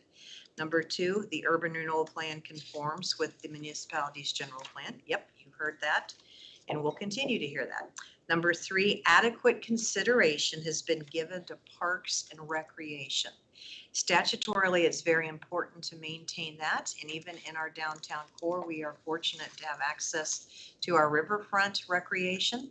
We've got it with David Street Station with recreation. The mountain is referenced as far as a destination, but again, from the downtown aspect, we really emphasized the river, and again, the placemaking that we've really worked hard to do with David Street Station, but also access to some of these wonderful parks that Salima has shared with you tonight. So again, there'll be a test on the 23 of them. Number 4, the plan affords maximum opportunity for redevelopment by a private enterprise. And so As the plan is approved by you and we move forward then to the next component, which is a project, again, you'll see the opportunity that we are working on as staff for private investment. So the next step after the approval of the urban renewal plan is the project. You all will begin to see the project unveiled in August. And the project, the identification here in orange, again, obviously reducing and eliminating slum and blight, stimulating private investment. But here comes the creating economic activity, construction jobs, wages, local spending, growing the tax base, and supporting the long-term community revitalization. And in this case, it'll be a lot within the old Yellowstone district, but also adjacent downtown. The urban renewal project that will be brought to you in August will have the quantified information of what the economic impact will be of this project. So as you look at the plan, you're looking at conformance with the comp plan. As you look at the project, you're going to see if the economic benefits are in fact well spelled out for this project. And again, you will see staff support on that.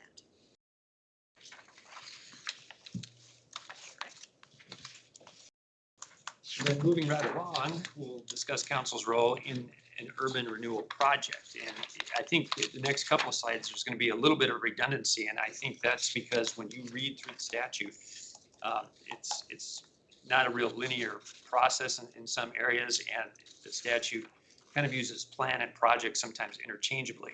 But when we're talking about the actual project, the council action will focus on implementation, the public improvements, and the use of a TIF or other types of project financing. And so, as Liz said, again, council will have to confirm that the project is consistent with our adopted plan. The council will authorize the city to implement public improvements. And I would just point out 15.9.113 has a fairly long laundry list of general powers that a municipality can exercise in an urban renewal project. The city council has the authority to negotiate and ultimately approve a development agreement, which I'll talk about here in a couple of slides. Allows the city to use a TIF or tax incremental financing for eligible public costs, and Jill will go into some detail around that. And really, the council's role in approving the project at that point is the final step before construction, and then reimbursement through a tool like a TIF can begin. And so when we look at 15.9.110, again, urban renewal project findings, council is required to make a number of findings. And again, Liz kind of hit on some of these. Some of them are not going to be applicable when you're talking about the area downtown, but certainly conformance with the municipal comprehensive plan, parks and recreation, providing maximum opportunity for private redevelopment. Those would be required findings, as well as that a finding the council would potentially have to make that, spurring this economic development would be in the interests of the city. And when we talk about urban renewal project financing, again, 15.9.119 lists a number of types of financing options. But typically what we're looking at is that private investment is going to fund the building or that's being redone. Public improvements are going to support that redevelopment, and a TIF would reimburse eligible public costs using a new tax revenue. Again, 119 lists other types of financing options, such as council can issue revenue bonds. Council is also empowered to fund 100% of public infrastructure improvements, but if it so chose. But using the private public partnership model, the TIF seems to be the best. And then finally, terms are finalized in a development agreement between the developer and the city. And a development agreement is essentially a contract between the city and the developer, and it's going to delineate the roles and responsibilities, expectations, and performance requirements. After council adopts the urban renewal plan, this development agreement will memorialize the partnership with that private developer. Development agreements aren't spelled out specifically within the statutory constructs around urban renewal. However, it is the typical vehicle by which the city contracts with the redeveloper. And then council's role in the development agreement is that, so obviously staff would do the heavy lifting on putting that development agreement together and bringing it to you for consideration for approval by resolution. Again, just ensuring that the agreement is consistent with our urban renewal plan. And if applicable, if there's a TIF that's been proposed and going to be implemented, ensuring that it's only used for eligible public improvements. And again, Jill will go into more detail around that. And then, of course, the agreement is subject to future amendments.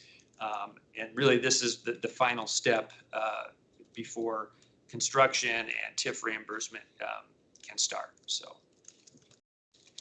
I think maybe this is a good point before Jill starts on the TIF to ask if there's any questions on that very kind of high level overview that either Liz and I can answer for you at this point. Questions about this first part? Pat? So in general, can we, as we go along, is this very structured for one particular project? And then for the next possible project, can we add a module, or are we laying the framework for any development citywide, but we'll have one particular? Yeah, Mayor, Councilor. So I think what I would say this is twofold. I think the processes that we are establishing and kind of it would be applicable to any projects that would come forth in any of the blighted areas. And as I mentioned kind of at the outset, I think knowing what potentially is on the horizon, we've kind of focused on some things that you might see sooner rather than later. But this framework could be applicable to any of the 7 areas, any projects that come forth, any plans that come forth. And again, if council goes through this one time and says, and this is a heavy lift, we need an urban renewal agency, then we can certainly stand that up and on a go-forward basis have them be the point entity with regard to future projects. So, Exactly. But the development agreement would be a new one for each project that comes forward. yeah, Mayor, Council, that's correct. Those would be project specific. Can you have multiple areas of a TIF? Mayor, Council, I'm unaware of any prohibition on having multiple TIFs, so I think, yes, you could. Many municipalities that we've studied have multiple TIFs. Missoula has been one that's got 5. We've studied Reno as well as Pueblo. So again, multiple TIFs for different projects. Kind of add to that, usually it's tied to the urban renewal area. So as you have an urban renewal area, the TIF is tied to that area.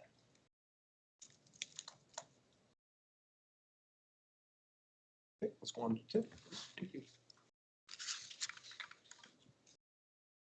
So my part of this presentation is to talk about TIFs. It's not any particular project. There's some examples that we're going to go through, but it's not, they're all hypothetical at this point. It's just to show you how the TIF works. And I also have to apologize. I did not realize that that blank space at the end of each of these slides for you guys was for you to take notes. I gave you my notes, so you don't have to take notes on that.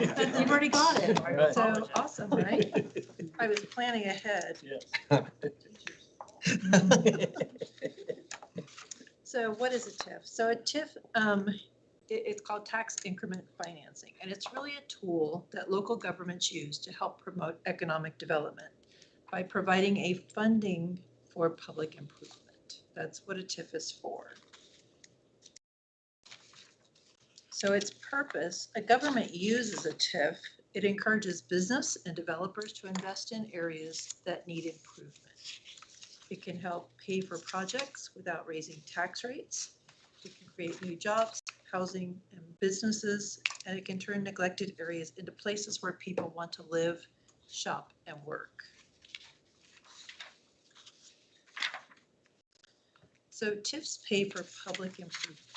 Tax increment financing is a way for governments to use the future increase in property taxes from a growing area to pay for the improvements that help make that growth happen. And when you look at TIF eligible areas, throughout my career, the only places that I have ever seen a TIF be used is in connection with an urban renewal area. So you have blighted areas, you typically do an urban renewal area, and then the TIF ties into that. So what kind of public improvements will a TIF finance? This is just some of the examples, and it's really anything that's a public improvement.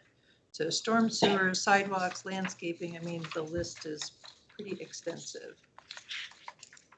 And again, this would be in your plan. So as you look at your plan for your project, these would be what would be listed.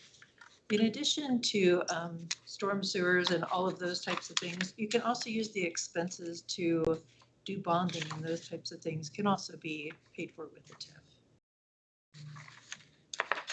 So this slide is, I think, really important, and I gave you some information on this slide in your packet.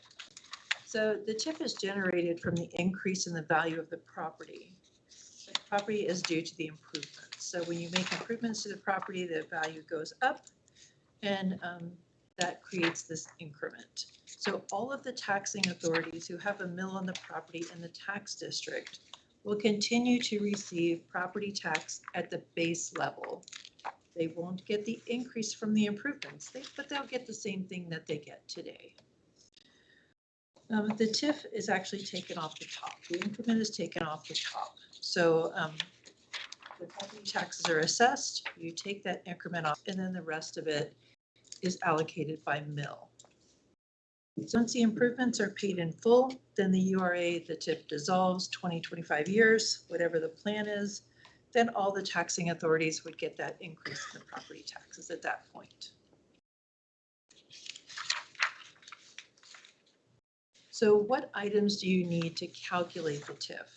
So you'd start with the original market value of the property. You would also need the new market value, or an estimate of the new market value after the improvements have been put in place. You need the assessment rate and then the mill rate. We're going to walk through an example. Again, this is nothing that is, this is all hypothetical.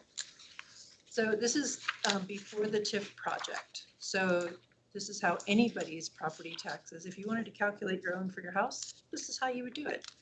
So you would take the market value, I'm just going to say it's $30,000, take the assessment rate of 9.5%.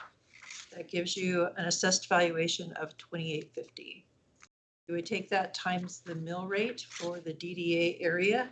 That's going to be 88.9 mills. And you would get $253.37 of property tax that would be paid on this property in a year.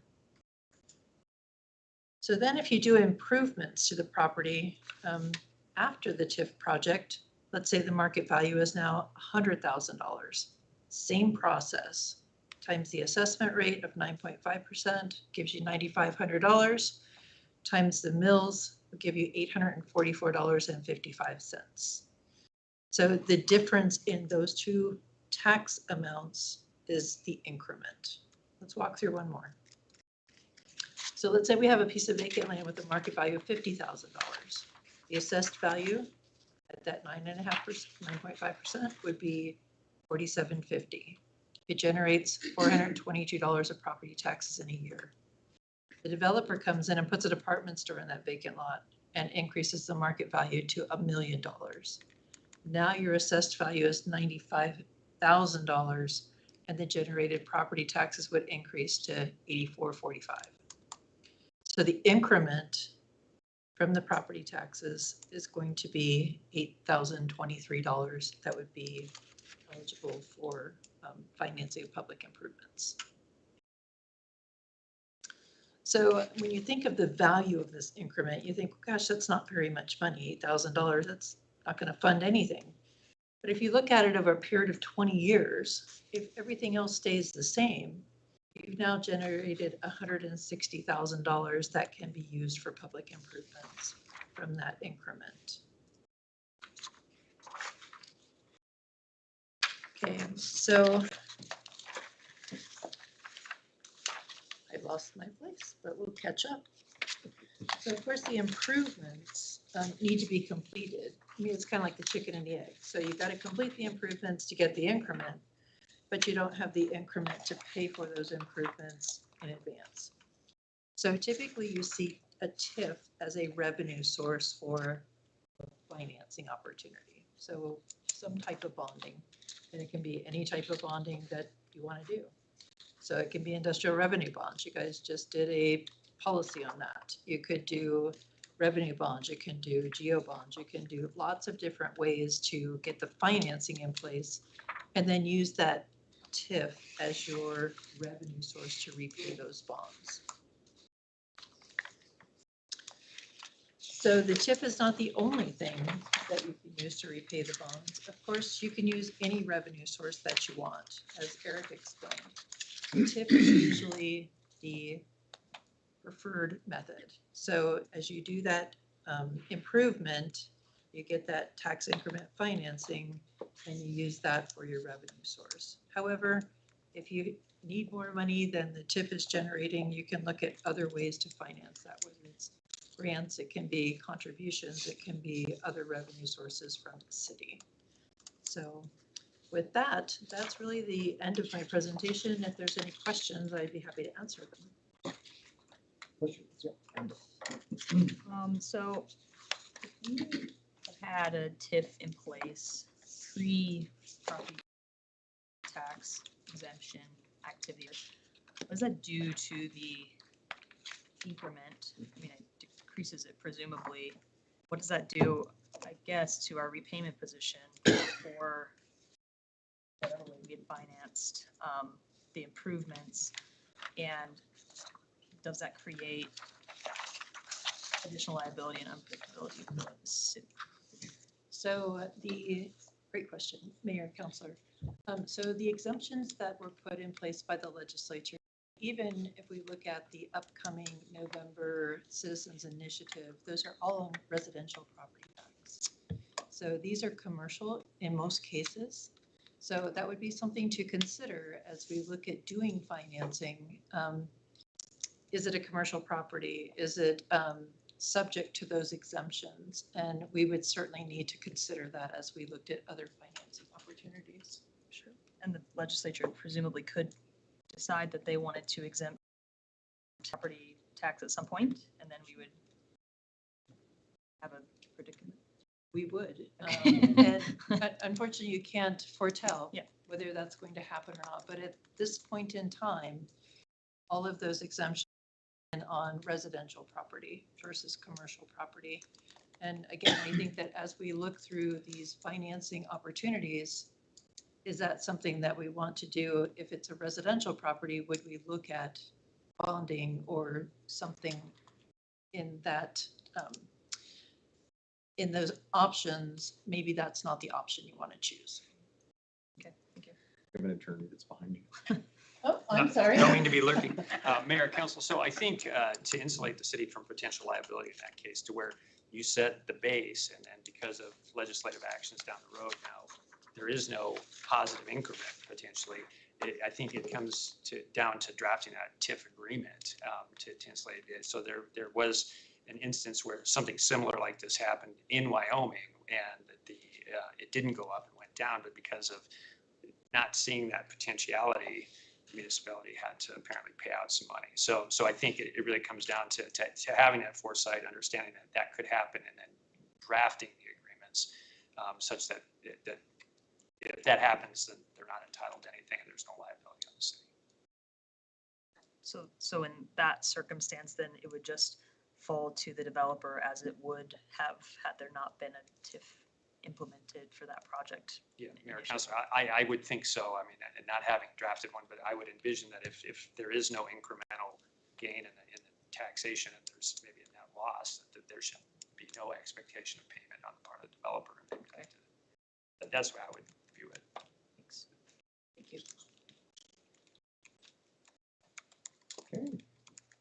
Yes, go ahead. Sorry, Kyle. Thanks, Joe.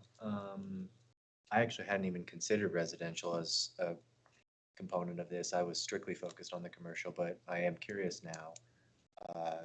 Could somebody potentially apply for residential development using a TIF process? I'm thinking of a case in which maybe the city's designated a dangerous building, demolished it, put a lien on the property, and maybe that lien being on the property is some sort of deterrent from people purchasing it and developing it. Like, I'm curious if residential development entities could potentially use it. I'm gonna look to my counterparts here to help me out. This is why there's three of us. Indeed. Love it. Again, typically this is within an urban renewal area. So that's usually where I've seen the TIF be connected. So if you had an urban renewal area that included residential, multifamily, whatever, I would assume that the TIF could still be utilized in that way. Mr. Mayor, Cheyenne just did a TIF on a multifamily development in an urban renewal area in Cheyenne. We have that, they shared that plan with us so that we could kind of see how the development agreement was crafted. And I'm trying to remember the name of it. It's a crafty little name, but it is a development down there. And Mayor, what I would add is I think two points I would make is one, by saying to the private sector, come forward with your proposals, that takes the onus off of staff to come up with every permutation. I think that statute clearly contemplates residential developments. And so, if it is within an urban renewal area, I think it's an option. And then two, if the city does choose then to stand up an urban renewal agency, then you get to building that bench of and depth of knowledge, and we get some experts from the community that can really help us flesh out. Because when I look at the statute, I mean, there's lots and lots of permutations, lots and lots of possibilities, and we just need some experts to come forward and say, this is what we think will work. Can somebody help me understand how the other property tax collecting entities factor into this structure, if at all? So they don't at all. As I said before, the TIF comes off the top. So as the property taxes are assessed and they're collected, the TIF comes off the top and goes into a separate account for urban renewal use. So then the base amount is what all of the other taxing entities get. So again, it doesn't reduce their property taxes. It keeps them at the same level going forward, even though there's improvements. Mayor, if I can add to that too. So two things. I could find nothing in statute that required city to gain approval from, say, the county or any special districts or the school district. Doing some national research, I mean, this has become a topic of debate in other communities and other states where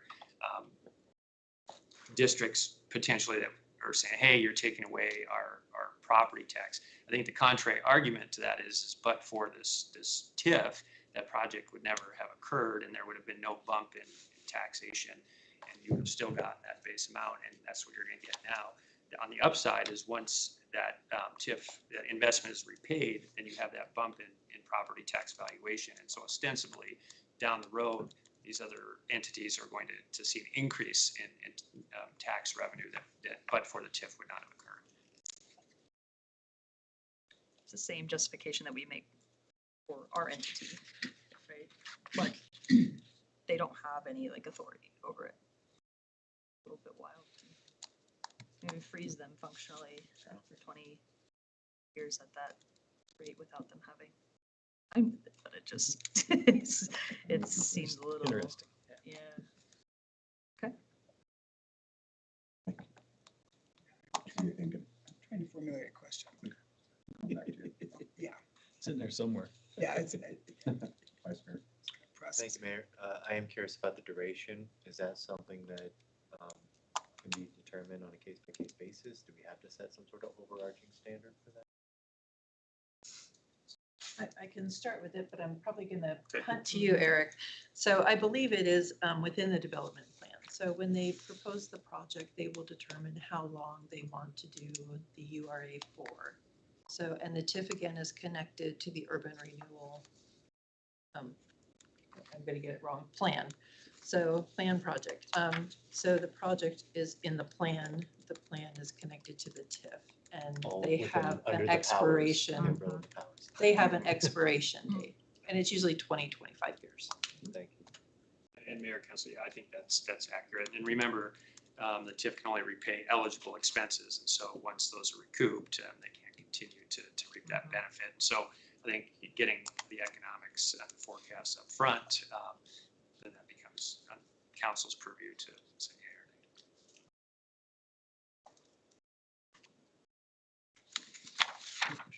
nay. So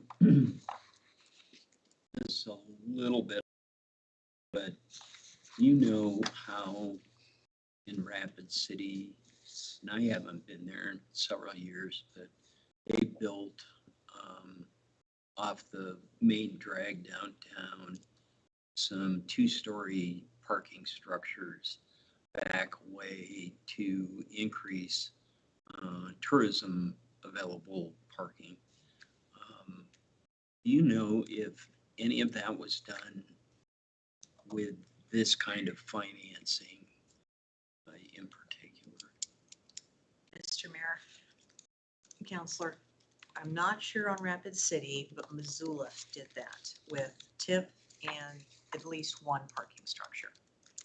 And that would have been back when I first started about 2007, they had done that. So it is possible. So I have real concern.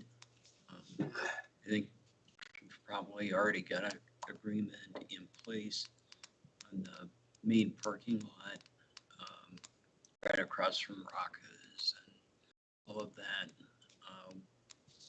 And, you know, with additional developments of, let's say,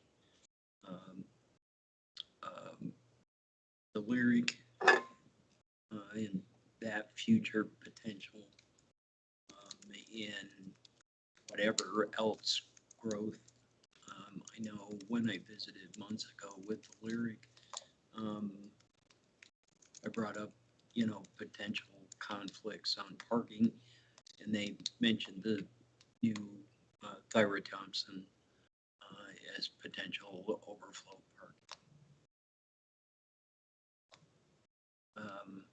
Getting people to walk that far, they'll walk a half a mile to get into Walmart.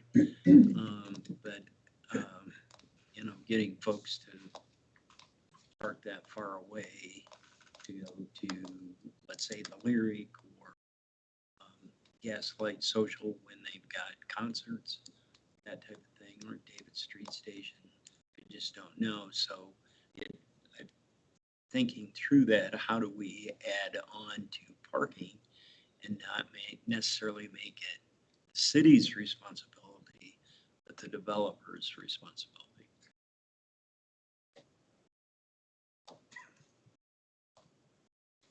Good question. And we don't own the lot. The state owns the lot. Mr. Mayor, I will say that the developer with this project has been in touch also with parking garage management team to look at employee parking over there so that that can also free up downtown parking with the various surface lots that we have. And the parking garage right now, again, continues to be about 70% to 75% occupied. So we've got some wiggle room there and the Lyric knows that also. You know how many spaces that has currently? Is it like 300, 400 spaces? The garage or the surface lot? surface lot.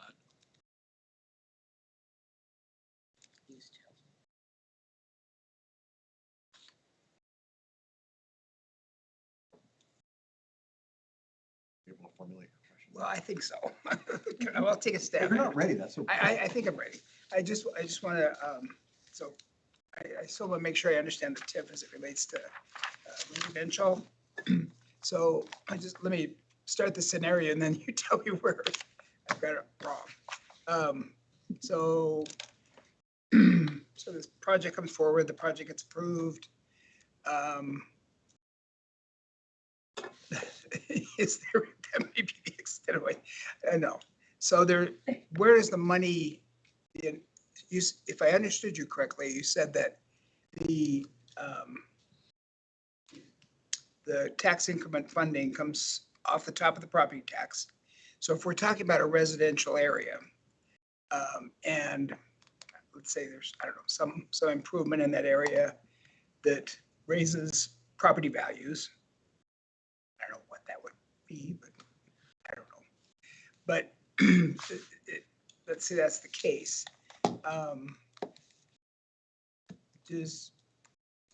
And then if I think if I understood you further, that it said you indicated that the,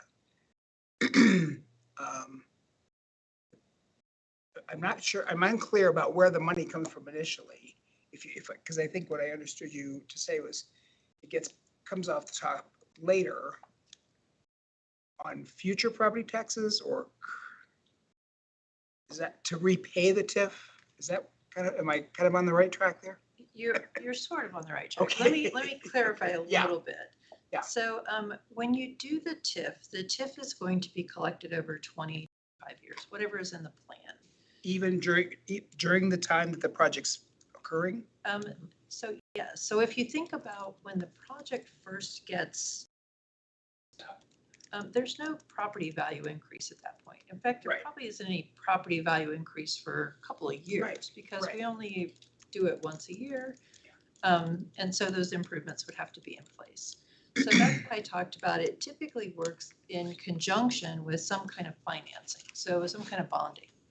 So when you go out for the bonds would have the same period of time that you're going to collect that increment because you would use the increment as your revenue source to repayment. So then you would get, right, so then you would get all of your money up front from the bond sale. Yeah. And then you would repay that over Okay. time. Okay, gotcha. And the bond sale is the money that would finance those improvements. Okay. So then, once the project is complete and then so then that's having an impact, it is having an impact on property values, which are coming up.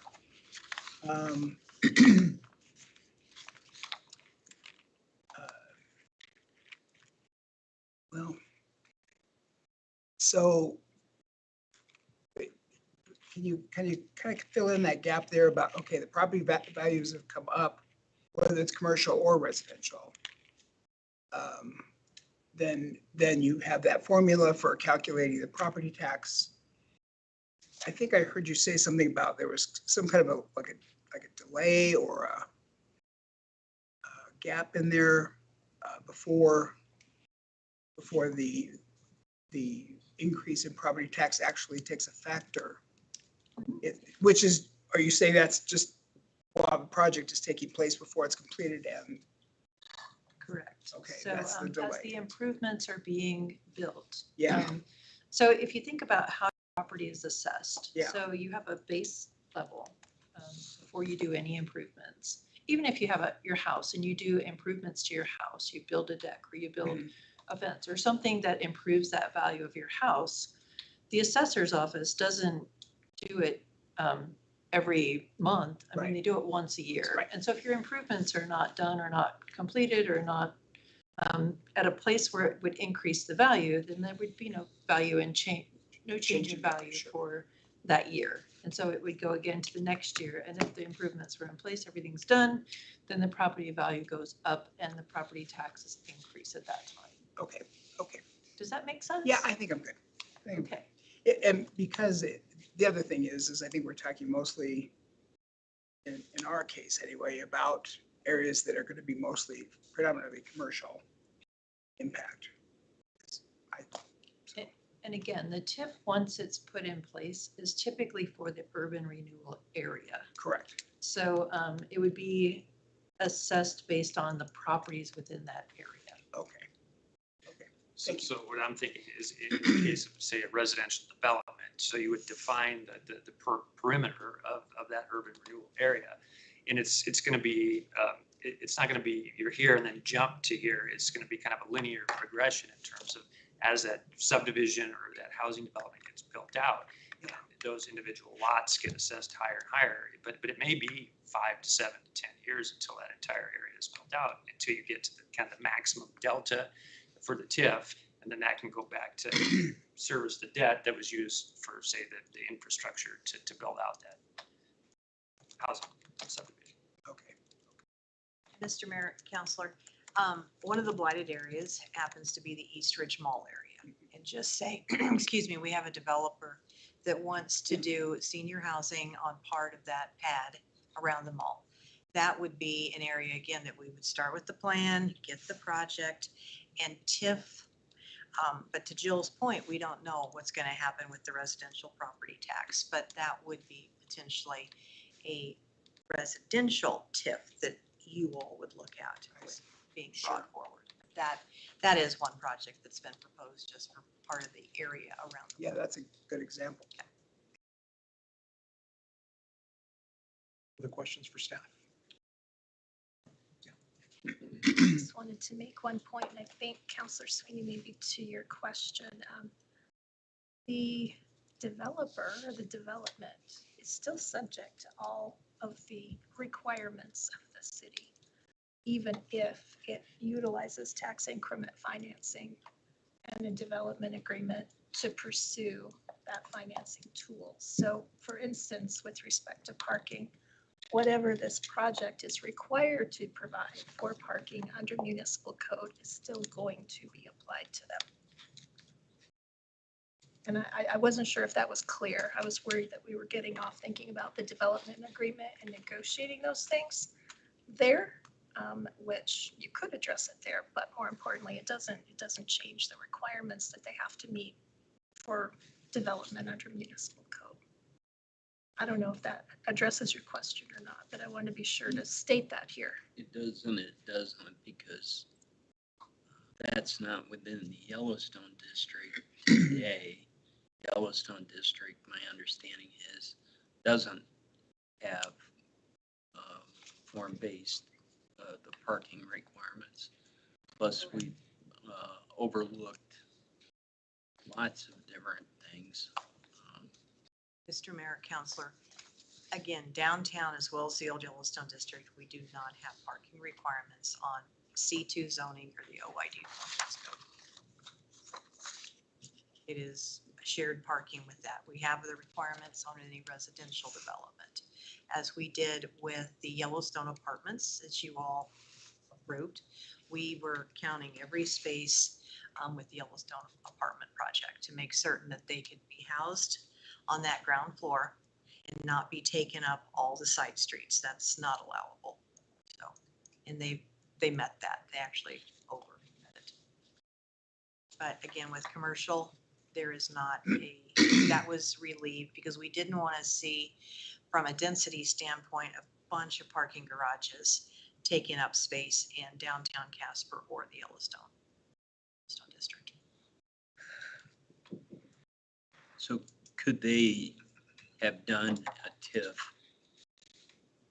on the Yellowstone apartments as an example prior to No, excellent question. Yes, that came up during all of staff's discussions with that project, but we were not this far along. We would have had to immediately have tried to be implementing an urban renewal, the blight study, and everything on that step to try to get that done before those apartments broke ground, and they were wanting to get those completed and built. But yes, did it come up? It sure did, but we were not at that point.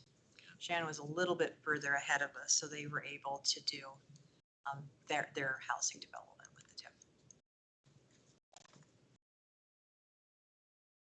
Any other questions? Thank you, staff. Appreciate it. Thank you for the information. And there's no direction on this, just information, correct? No, you're just trained now. Just training. Do we get a certificate? Expect that in our emails shortly. You'll print it and frame it.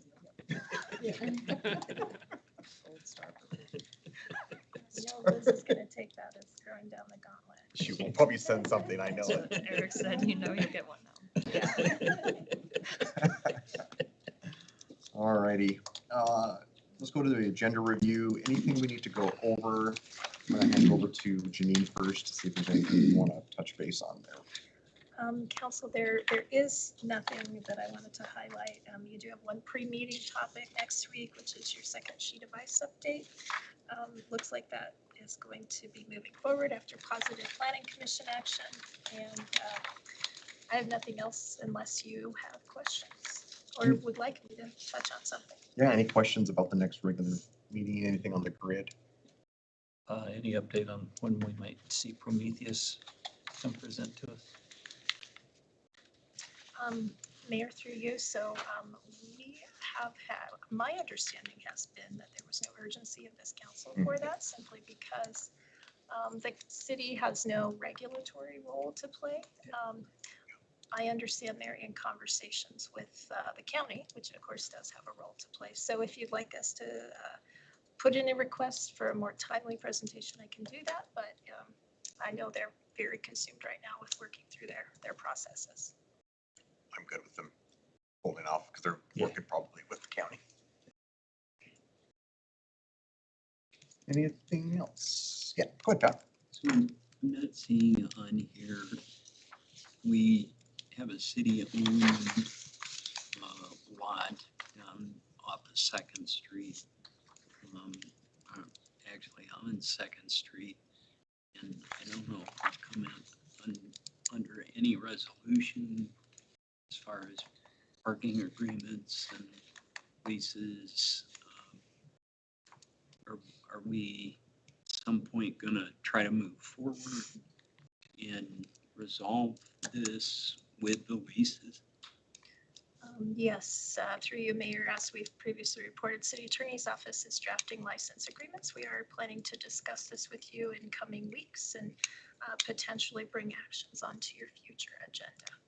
So we're working diligently, and I think you'll be receiving more information on this very soon. You want to add anything, Eric? I think you covered it. Okay. I would just ask us not to keep respectfully, not to push back the dates, and we get things moving sooner than later. Yeah, no dates are pushed back, so it should be good. Thanks. Okay. Let's go around the table if there's any updates or anything else you'd like to share. Amber, I'll start with you. Anything to report? I've got a meeting Friday for LGBTQ advisory and regional water on Tuesday, so I'll have updates for y'all then. Awesome. Okay. Have any updates? I'm sorry. Thanks for. So I forgot to ask if we had any fires on July 4th. I mean, I couldn't believe how, I wouldn't say green, and how great a job that the area was prepped where the fireworks were being set off, which I think prevented a lot. And then I don't know if the chief is still here, but high marks from the sheriff's office and from the fairgrounds to the city, and the working relationship is pretty remarkable. I think since Chief Cheney's been on board with the sheriff's office, and I don't know how many got trespassed or hauled off on the city side, but averted a lot of dangerous activity with some of our youth in particular. So hats off to the chief and his staff and whatever PORT stands for. That's the technique that was used by the city, and it was effective. So, Nice job, chief. and I'd also like to thank the police department, Marion Kreiner on July 4th. Take some special effort. I had my next door neighbor accost me with a police officer there. She was trying to get me to go down to Marion Kreiner with probably 100 and so folks down there picnicking, and it's I wish they would pick up after themselves, because July 5th was a total wreck down there. Appreciate Parks, and the cleanup is unbelievable, but I don't think we arrested anybody, and I'm thankful for that. I think it's a great containment area. Let them do what they want to do up to a point. I don't think we had any stabbings or shooting this year. It's been a couple of years, but that's what my neighbor. So, but anyway. Thanks, Pat. Thank you. I went to the meeting this afternoon of it was the Collective Health Trust report on housing, their study. And so what they did is, I don't know, so you may have gotten a survey in your email from me to fill out. They compiled those, they sent them to all the different community organizations, entities, nonprofits, governmental, so forth, on this housing study. It was a housing survey, rather. They also used some other sources of data, the study from the Housing Authority, a couple other sources. But anyway, they've compiled this housing study report. Pat and I were there for the report out this afternoon, and we weren't allowed to leave with any other than what we could write down. There were no handout.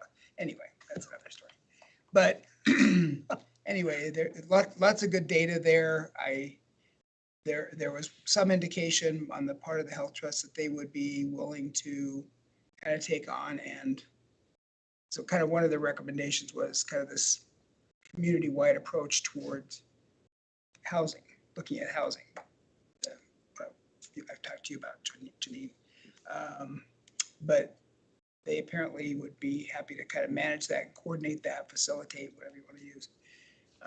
Because it would take some coordination between the city and all the different nonprofits and organizations that serve unhoused individuals. Anyway, so hopefully that will be available in print form sometime soon. And then I'll attend to the meeting with the city manager and Eric and a member of city staff and Councilor Sweeney as well this afternoon, the gaming work group. We looked at some ideas for a survey potentially for areas that we talked about, if there are areas of town that the majority of property owners and business owners would prefer not to have gaming. Process kind of for them to bring that information forward to council. Talked a little bit about Eric had done some comparison between the Rock Spring, we have a draft of the Rock Springs ordinance and this new state statute that went into effect in July. So yeah, more to come. Thanks, Mike. Brandy? I've just been living my best life in Casper. I don't know if you know this or not, but I went to something every single night last week. Concert, comedy show, concert. One, I'm Playing all tired. week. Wow. Two. No one- I love that the event center had such a tiny little concert venue. I hope you guys do a million more of those. I hope it was profitable enough that we can do that. One, it was amazing. Love Charlie Crockett. Two, I don't think I've ever seen that small of a concert at the event center, so I hope it worked out because loved it, loved it, loved it. Also, 007 at that coffee shop at the event center, it's a Red Bull with 2 shots of espresso, got me through the whole week. Do not recommend it. Still riding the high on it. She hasn't come down No, yet. no, it's still going strong, guys. He's hoping to sleep tonight. Not a good 9:30 option, just learn from my mistakes. But it did get me through a Charlie Crockett that started at 9:30 on a school night. Oh my goodness. But anyways, thank you to everyone in Casper that is making me live my best life. I've got no kids and I can go out every night. Love it. Empty nesting. I am empty nesting like a boss. Anyway, okay, that's all I have. Jenna, do you have any updates or anything? Mike. Had planning and zoning Thursday and everybody else stole my thunder on everything that happened there, so you've already been updated, but it was great. Zulema and I did some cheering afterwards and it's exciting to finally get the second sheet ice moving forward. Awesome. Ray, will you loop back to me before? you Absolutely. leave, please? Tomorrow's Wild Gives Day. Oh, yeah. And Thank you. so pick some nonprofits if you're able and support them. There are a lot of matches going on throughout the community and throughout the state. I can almost guarantee that your favorite nonprofits are participating, so give some thought to it. I'm making my list right now and try to support folks doing good work in our community. Thanks for the reminder. Yes. Sorry, did I say something? No, I'm just kidding. Vice Mayor. Thank you, Mayor. At a Downtown Development Authority Board meeting last Thursday, we discussed the tree lighting ceremony, which went very well. I think everyone was pretty pleased with it. Thank you, Mayor, for giving a proclamation. I wasn't able to attend, but really jealous I missed it. Discussed another successful round of window painting over the 4th. Everyone's just really excited about kind of the energy and excitement that has created. So I think they're going to really lean into that and start doing that more often throughout the year. And lots of people are coming together to help, cover costs and materials and stuff like that. We approved next fiscal year's budget, and we also approved, I think it was 5 new applications for boost funding. That's the program that DDA has kind of spun up again recently, where they provide match funding for facade improvements or sponsorship of events in the area, and people are really taking advantage of it, and I'm excited to see that. Had a couple task force meetings last Friday, one regarding Casper Business Center Police Department project, the other regarding priority-based budgeting. Discuss funding options for the remaining phases of the police department, which I imagine we'll see in the way of staff presentations in the near future. I imagine that'll come back in front of us. And then also just how priority-based budgeting has been influencing internal decisions and how we're going to continue using that philosophy to guide the budget going forward. Had a joint downtown stakeholder meeting last night. I want to thank Lindsay Grant at the Lyric for providing the venue and CityWorks Cafe for the refreshments. Captain Dabney was there. He gave updates on the work his team's been doing in the area, which has yielded some really positive results downtown. Reminder, the new round of Casper Area Initiative meetings is coming up here in about 6 weeks, end of August, the 25th, 6th, and 7th. But I'm just really thankful for those meetings. Thank you to Liz and everyone involved with getting those. It's a stark contrast how much communication and coordination is going on downtown now compared to my first year on council. It was very siloed. Nobody was talking to each other at all, from what I could tell. So it's nice to see all those folks coming together. I'm seeing faces that I've never seen before at those meetings. So I just really appreciate that opportunity to get all of the downtown stakeholders together to, give me what I need to know coming to these meetings and kind of advocating on their behalf. We do have a Casper Housing Authority board meeting tomorrow, so I'll update you next week on that. But it was announced earlier in the week that Kim Summerall Wright is retiring as their executive director. Sounds like she's going to move to Texas to get more time with her grandkids. So I want to thank her for her hard work over, I think she was there 12 years. She's overseen a lot of transformative projects, including Centerpoint, Ravencrest, Liberty Square, the acquisition of Wyoming National Apartments downtown, St. Anthony's Manor, a little bit further south, and other locations around the state. Also Urban Thistle Farm at the Old North Casper School. Housing Authority was never wanting for things to do under her leadership, and she certainly earned her time off. Casey Doolin, their current finance manager, will be stepping into the role of executive director, and I have faith that she will continue to build upon the culture and successes that that team's had over the years. Lastly, I know it's been a long one, I apologize, but I've had a lot of people reach out to me over the weekend and throughout the past few days regarding my inclusion on some negative mailers that appear to be sent out to a lot of our residents. And for some reason, I am published alongside Speaker of the House and Hewlett resident Chip Neiman, as well as Gillette Representative John Baer. Both of these men are registered members of the Freedom Caucus. Both were publicly associated with the Checkgate controversy this last legislative session, and both are running for election this year.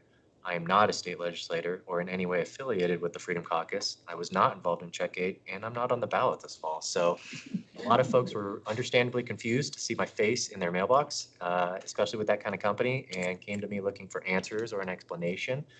The long and short is that I don't know who ultimately decided to include me on those mailers, and I'm not going to speculate beyond the facts, but what I can tell you is that I started following the paper trail. The disclaimer on both of those mailers that I've seen lists an address in Hudson, Wisconsin, 502 6th Street. That address is publicly associated with the businesses, multiple businesses actually owned by a gentleman named Thomas Datweiler, I believe is how you pronounce his name. Mr. Datweiler, I've come to learn, is a prominent campaign finance consultant, compliance specialist, and treasurer associated with dozens of conservative politicians across the country, including folks like Jim Jordan and George Santos. This client list also includes being treasurer for the U.S. House candidate Reed Reisner's campaign. These are matters of public record, and you can verify this information by looking at Reisner's FEC campaign finance disclosures. Do these associations prove who conceived, funded, or directed this mailer? No, it doesn't. But it certainly explains why people are asking questions, not only about the mailers that have my then bearded face on them, but all of the negative mailers that campaign materials that I imagine we're all getting in our collective mailboxes. And I think people are entitled to answers. Political consulting has become an industry unto itself, with PACs, LLCs, consultants, vendors, and independent expenditure groups layered one on top of another until the average voter, or even a very persistent and curious counselor, has no idea or ability to determine who's really behind the message sitting in their mailbox. Whatever the intent, though, I believe this effort has failed. If the goal was to misrepresent conversations we've had as a group 2 years ago about whether utility agreements should be under the name of tenants or property owners, just know my record is public. I'm always willing to answer for it anytime, anywhere, to anyone. Good luck getting a response to anyone representing Freedom Forward Alliance. Or if the goal is to convince Casper residents, which I've heard from a couple, that I've become part of the Freedom Caucus, adopted its agenda, or been involved in any of its controversies by displaying me alongside some of its most prominent members, let me be perfectly clear, I haven't and do not. Instead, I ask recipients of these materials to judge me by the votes I've cast, the positions I've taken, and the work I've done on behalf of Casper, not by a mailer from someone who clearly has money to burn and will never have to sit opposite side of the table from residents that we represent. So I hope that has been, I hope this is my centralized repository for getting this information out there. I hope it's been helpful for people that are curious and have questions. But if you still want to connect on this issue, if you have lingering questions or concerns, please feel free to give me a call. Both mailers I've seen have my phone number Numbers on right the there, so easy reference. Yes. That's all I got. Thank you. I was gonna call it and say. You should have. Yesterday, I was gonna Would love to. chatted with you. Who are you, sir? Got a I couple. thought I knew you. Just a couple things, same task force, the vice mayor went to CBC and the PBB. He explained it very well. It's a very busy Friday, had a couple other meetings as well. We have the breakfast on Thursday, Council of Governments, so we'll be there, meet with the mayors and the commissioners. So I think that's all I got. Jeannie, I know you said you wanted to give a little bit of an update on fire. Yeah, I can update you on that. So the chief did report, and he's not with us tonight, but he did report we had a few small fires from fireworks over the 4th of July holiday weekend. Of course, we had a large fire on South Walcott on the 1st of July, and then of course a wildfire that did turn into a structure fire and damage some homes up on Pheasant Drive, and that was on the 5th. In addition, on the 4th of July weekend, our department, in the midst of all of those things, supported Natrona County Fire on a rescue down in Fremont Canyon as well with some climbers. So they had a very, very busy weekend.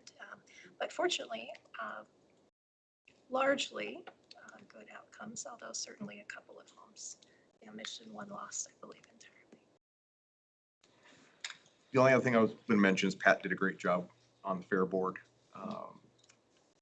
Went to the rodeo one night, and I saw you there. You did a great job with coordinating the mutton busting. That was, That's his favorite. saw him there with his Stetson and cowboy boots. I got a trophy for mutton busting. But thank you, Pat, for all your work with the fair and rodeo. Went great this year. So, Letting me leave, so. absolutely. Can I too just say, something came up. Fort Casper's having their Casper Collins Day this Saturday, so Oh, cool. if you're looking for something to do, they'll be out there and it'll be good. He says. And Saturday is also outdoor rec, down at David Street Station. Crazy. Crazy days. And crazy days. Get out this weekend, live your best life like Brandy Right. does, and go out this weekend. Some of that caffeine. Check it out. Full espressos, Something whatever you for do to keep everyone. going. Yeah. There is a concert Saturday. There's a I'm going. Wednesday too. You don't want to hear it, sorry. No. I do.